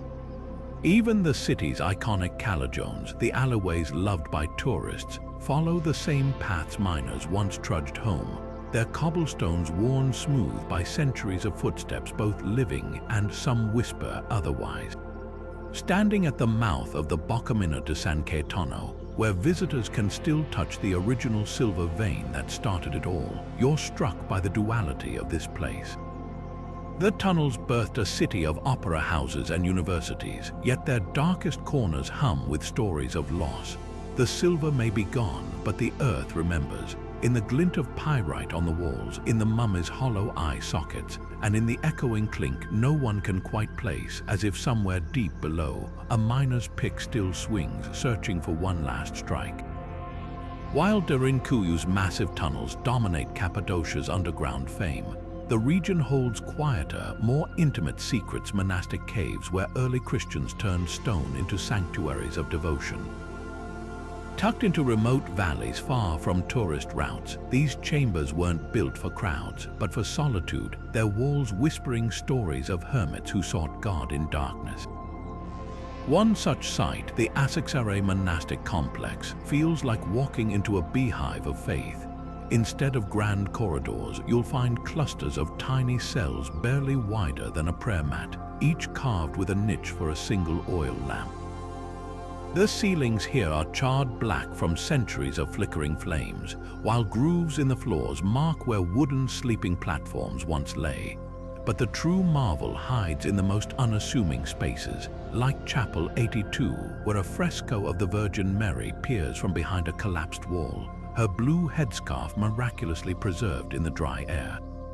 Unlike the vivid colors of Garim's famous churches, these paintings are muted, almost tentative, as if the artists feared attracting persecutors' attention.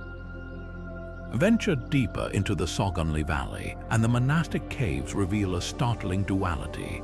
Some chambers are brutally austere vertical pillar tombs where ascetics stood for days in self-imposed penance, their footrests worn smooth by devotion.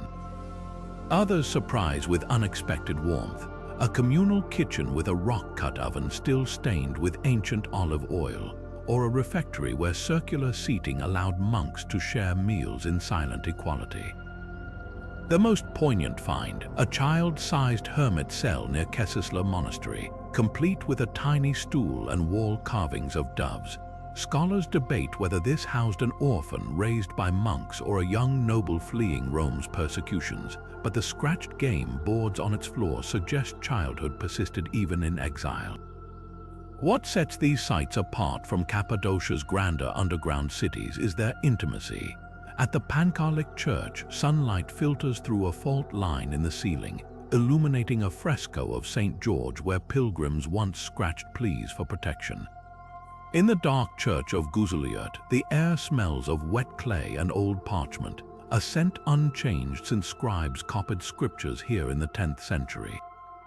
Unlike Derinkuyu's defensive ingenuity, these spaces prioritize spiritual precision acoustics that amplify whispers into chants, ventilation shafts angled to hum like pipe organs when wind blows, and secret tunnels connecting hermit cells so monks could pass notes without breaking vows of silence. The greatest mystery lies in what hasn't survived.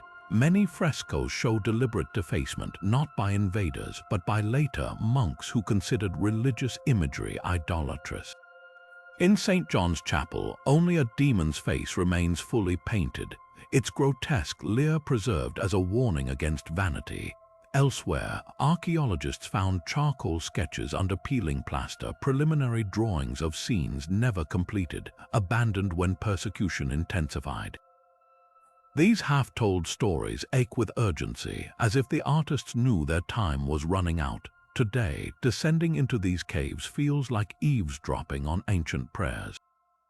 The stone pillows still bear the impressions of heads that never rose to see daylight. The graffiti reads, "Kyrie eleison, Lord have mercy," in shaky script, and in the deepest cells, the temperature never varies from 17 degrees.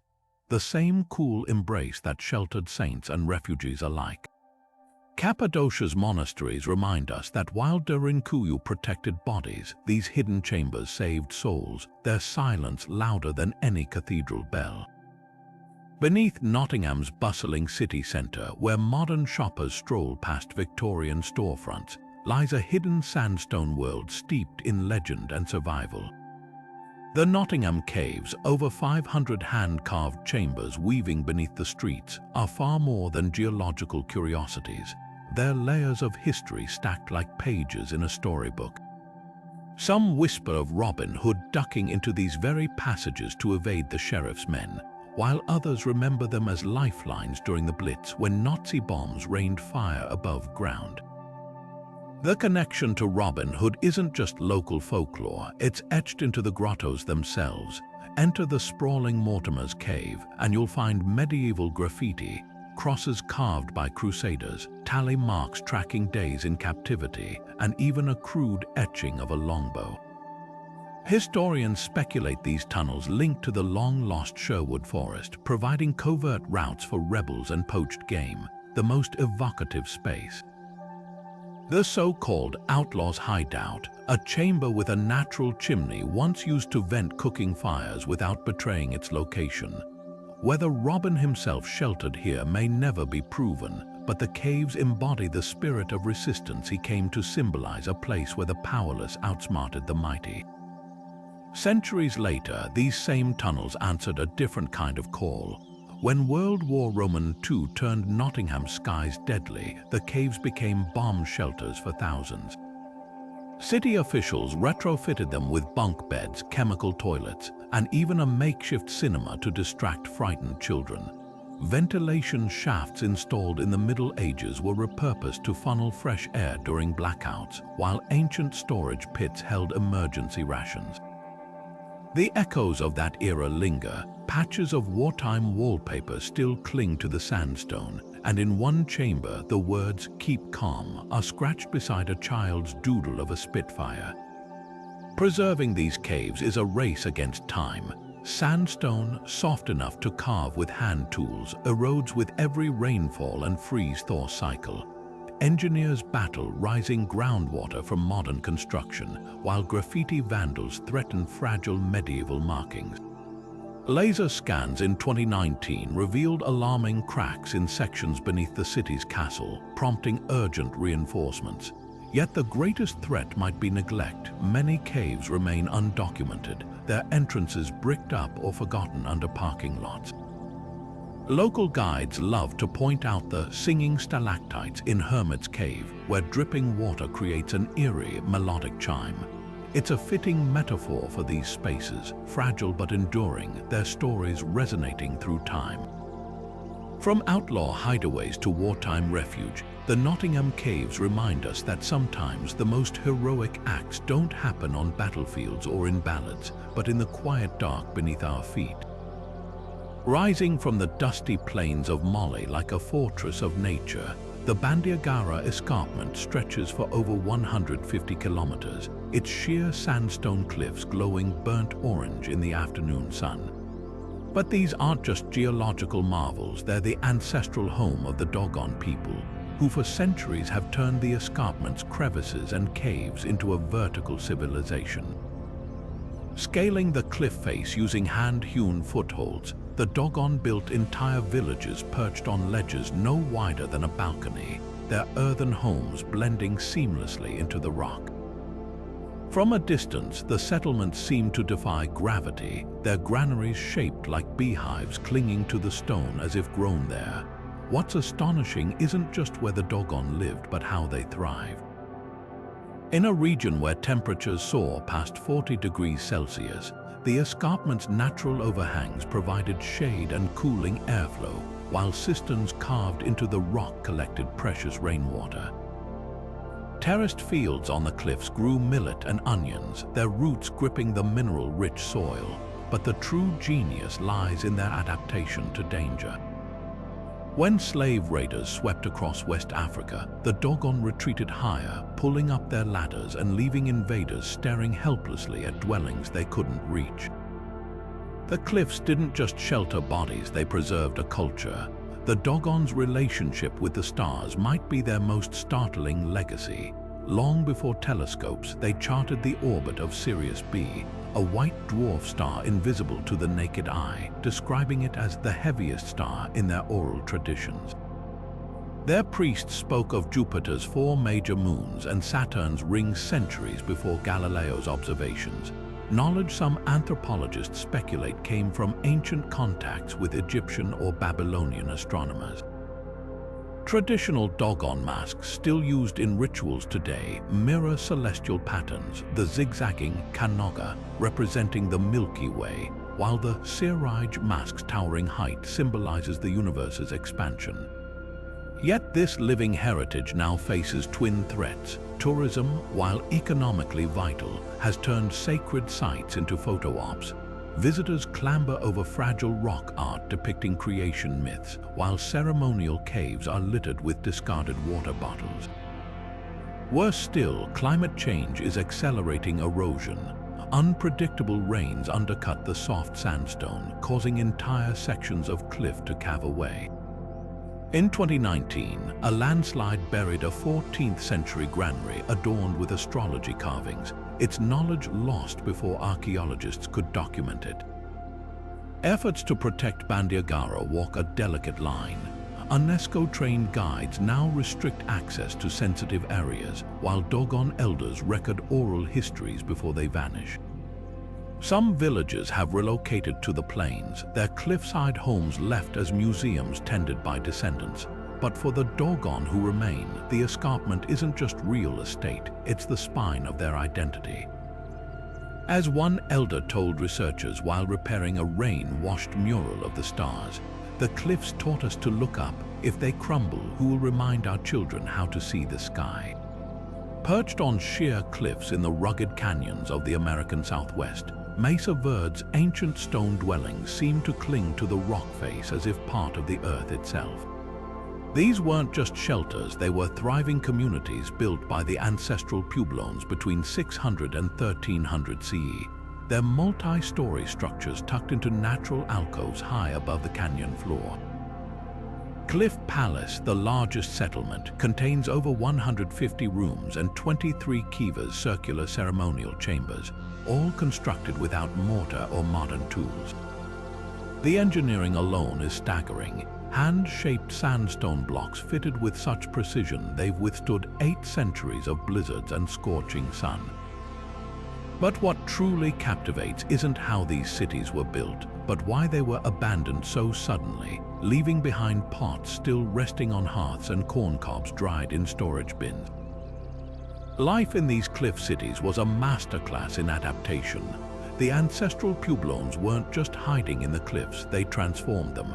Tiny windows aligned with solstice sunrises, allowing beams of light to mark planting seasons.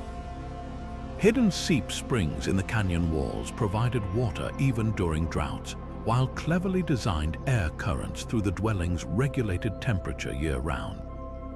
Step into balcony house and you'll find toeholds carved into sheer rock, part of an intricate climbing system that turned vertical terrain into an advantage against raiders.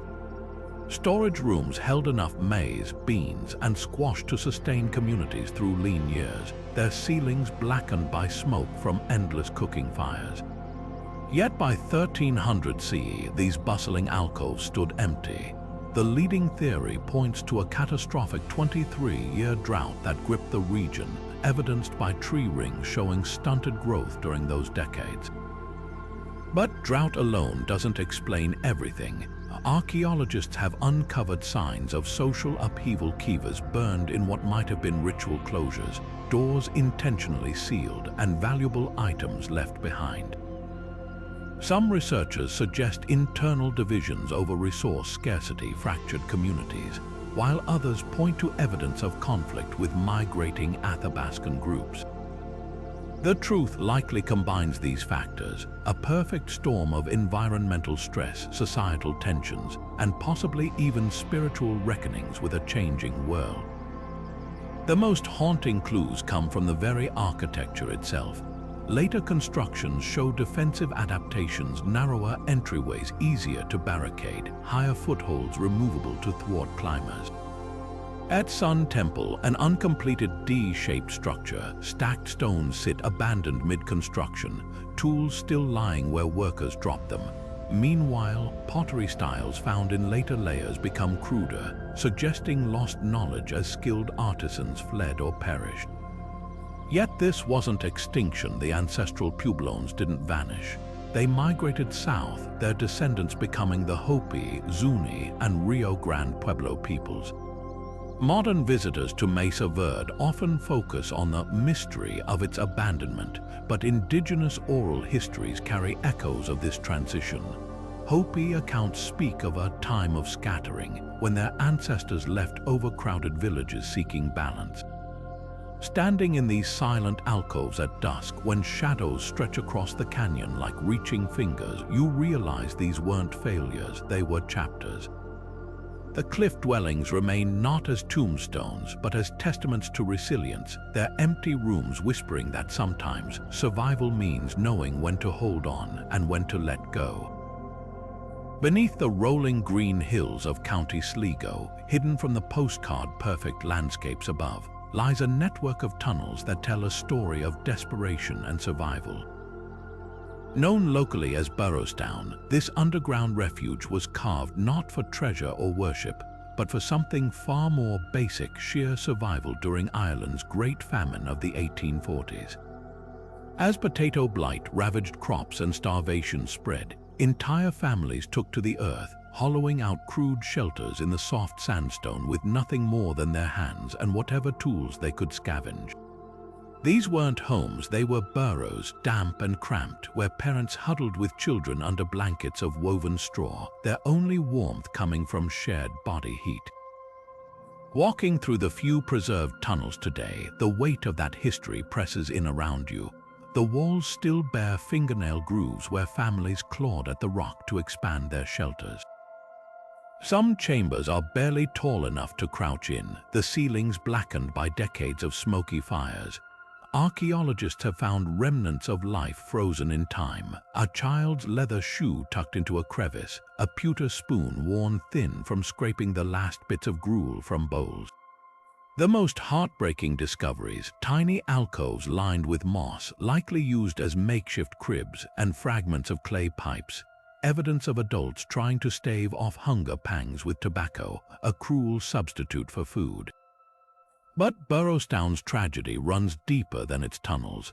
Unlike Cappadocia's planned cities or Petra's grand facades, these spaces were born of sheer necessity, dug in weeks rather than generations. Local records speak of families rotating shifts, some digging while others foraged for seaweed or stolen turnips. The tunnels weren't secret. Landlords and authorities knew of their existence but turned a blind eye, focusing instead on exporting grain and livestock to England while Ireland starved. Some passages show signs of being hastily sealed, suggesting families hid during eviction raids, their muffled coughs or crying babies the only betrayal of their presence. In recent years, Burrowstown has become a poignant memorial. A local artist collective lined one tunnel with hundreds of hand-blown glass potatoes, each glowing softly in the dim light, a tribute to the crop whose failure doomed millions. Visitors leave notes or small offerings, sprigs of heather, handwritten family names, even modern ration packs as acts of remembrance. The most powerful tribute might be the sound installation hidden in the deepest chamber, a low, wordless choir that swells as you walk through, composed from archived folk songs sung by famine survivors. It doesn't romanticize the suffering, it echoes it note by aching note. What lingers after visiting isn't just the sadness, but the resilience etched into these walls. In one tunnel, someone carved a crude harp, the symbol of Ireland, into the stone. In another, archaeologists found wildflower seeds tucked into a wall niche, perhaps saved for a future garden that never grew. Burrowstown isn't just a relic of despair, it's a testament to the lengths humans will go to protect each other, even when the earth itself seems indifferent to their survival. Standing in these tunnels, you're left with a haunting truth. History isn't always written on paper. Sometimes it's whispered in the scratches left by hungry hands waiting to be heard. Beneath the chaotic streets of Naples, where Vespa engines hum and laundry flutters between centuries-old buildings, lies a hidden world frozen in layers of time. The city's underground isn't just a network of tunnels. It's a palimpsest of survival where Greek engineers, medieval peasants, and World War Roman II families all left their marks. Descend a narrow staircase near Piazza San Gaetano, and you'll step into the Aquedotto Carmignano, a 2,000-year-old aqueduct carved from golden tough stone by Greek colonists. The walls here still bear the chiseled grooves of laborers who channeled water to ancient Naples, their precision so exact that some passages slope just 1 degree, enough to keep water flowing without eroding the rock. But what's astonishing isn't just the engineering, it's how these ancient corridors became lifelines again and again. During the darkest days of World War Roman II, when Allied bombs rained fire on Naples, these aqueducts transformed into an underground city. Families hauled mattresses, cooking pots, and even livestock into the tunnels, their flickering oil lamps casting shadows on Greek inscriptions untouched for millennia.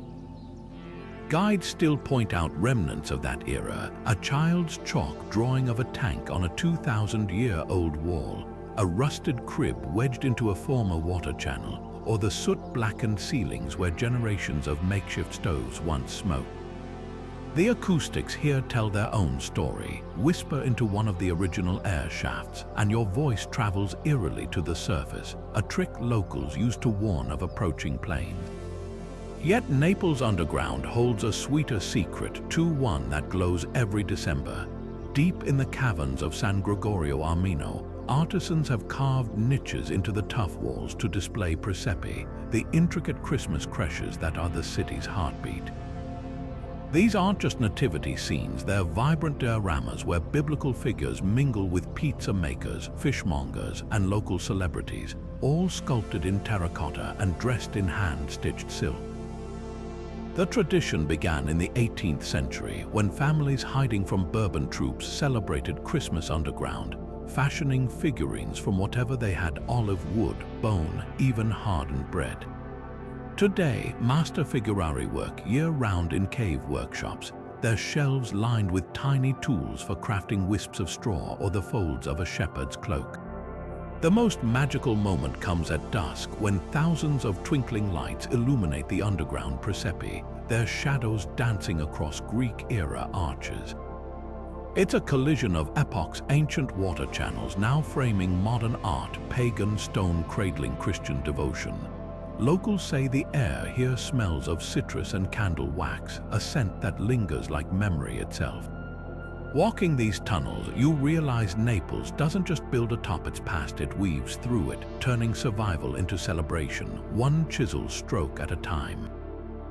Deep beneath the jungles of Vietnam, where the air hangs thick with humidity and the calls of tropical birds echo through the trees, lies a hidden battlefield that changed the course of modern warfare.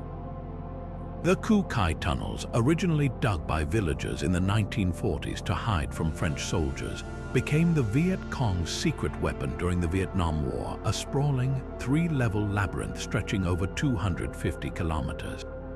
Imagine squeezing through a tunnel no wider than your shoulders, crawling on hands and knees through total darkness, with the scent of damp earth and gunpowder clinging to your skin. Now picture doing this while enemy boots stomp overhead, their voices muffled but terrifyingly close. This was daily reality for guerrilla fighters who turned these claustrophobic passageways into an underground fortress.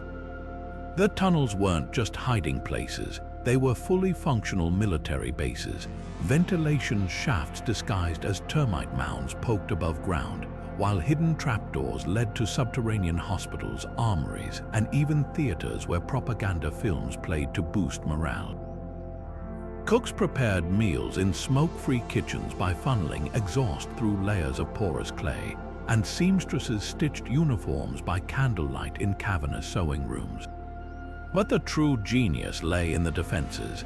Every entrance was booby-trapped, some with punji stick pits lined with bamboo spikes dipped in human waste to ensure infected wounds, others with rolling log traps that sent 100-pound spikes swinging into anyone who tripped a wire. The most terrifying, the closing door trap, where a camouflaged hatch would drop invaders into a pit of razor-sharp metal barbs, then reset itself silently, leaving no trace. Survival here demanded more than bravery, it required innovation. Fighters smeared their bodies with American-supplied insect repellent to throw off sniffer dogs, and hung captured uniforms near tunnel entrances to confuse tracking dogs further. They repurposed unexploded U.S. bombs into landmines and fashioned sandals from discarded tires, leaving footprints that looked like civilian footwear. At night, they'd emerge like ghosts to sabotage airbases, slipping back underground before dawn, their tunnel entrances concealed beneath cooking fires or even water-filled buffalo wallows.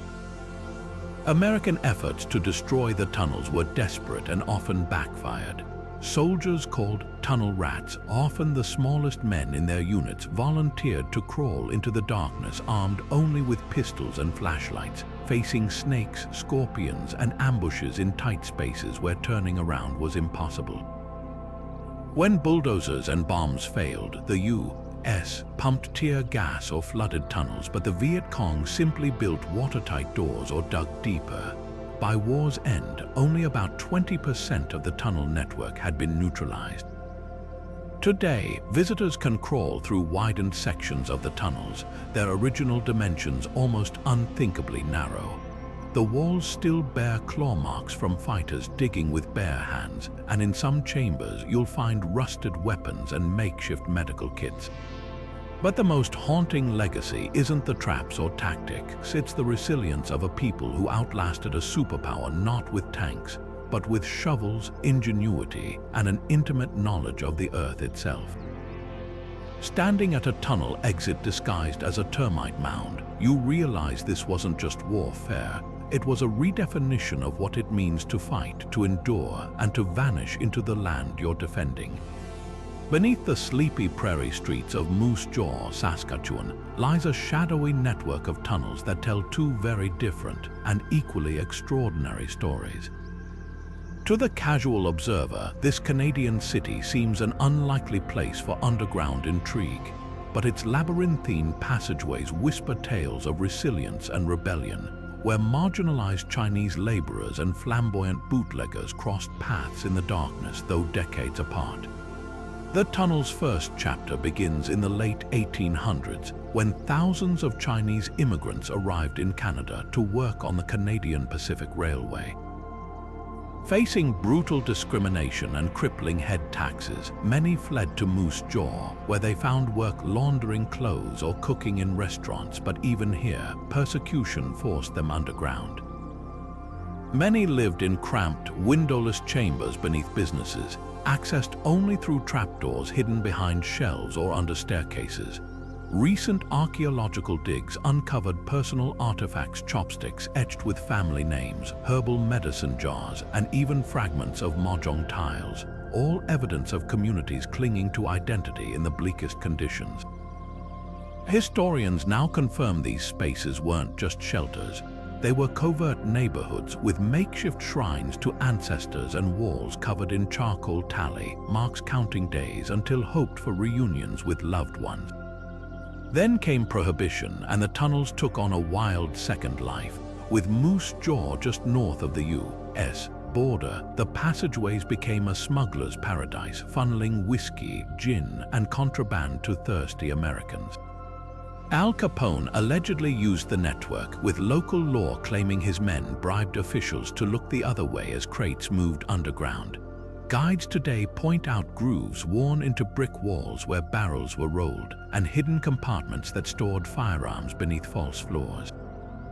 Unlike the Chinese residents' hidden quarters, these spaces were all business. Narrow escape routes led to the railroad tracks, while niches near the surface allowed lookouts to monitor police movements above.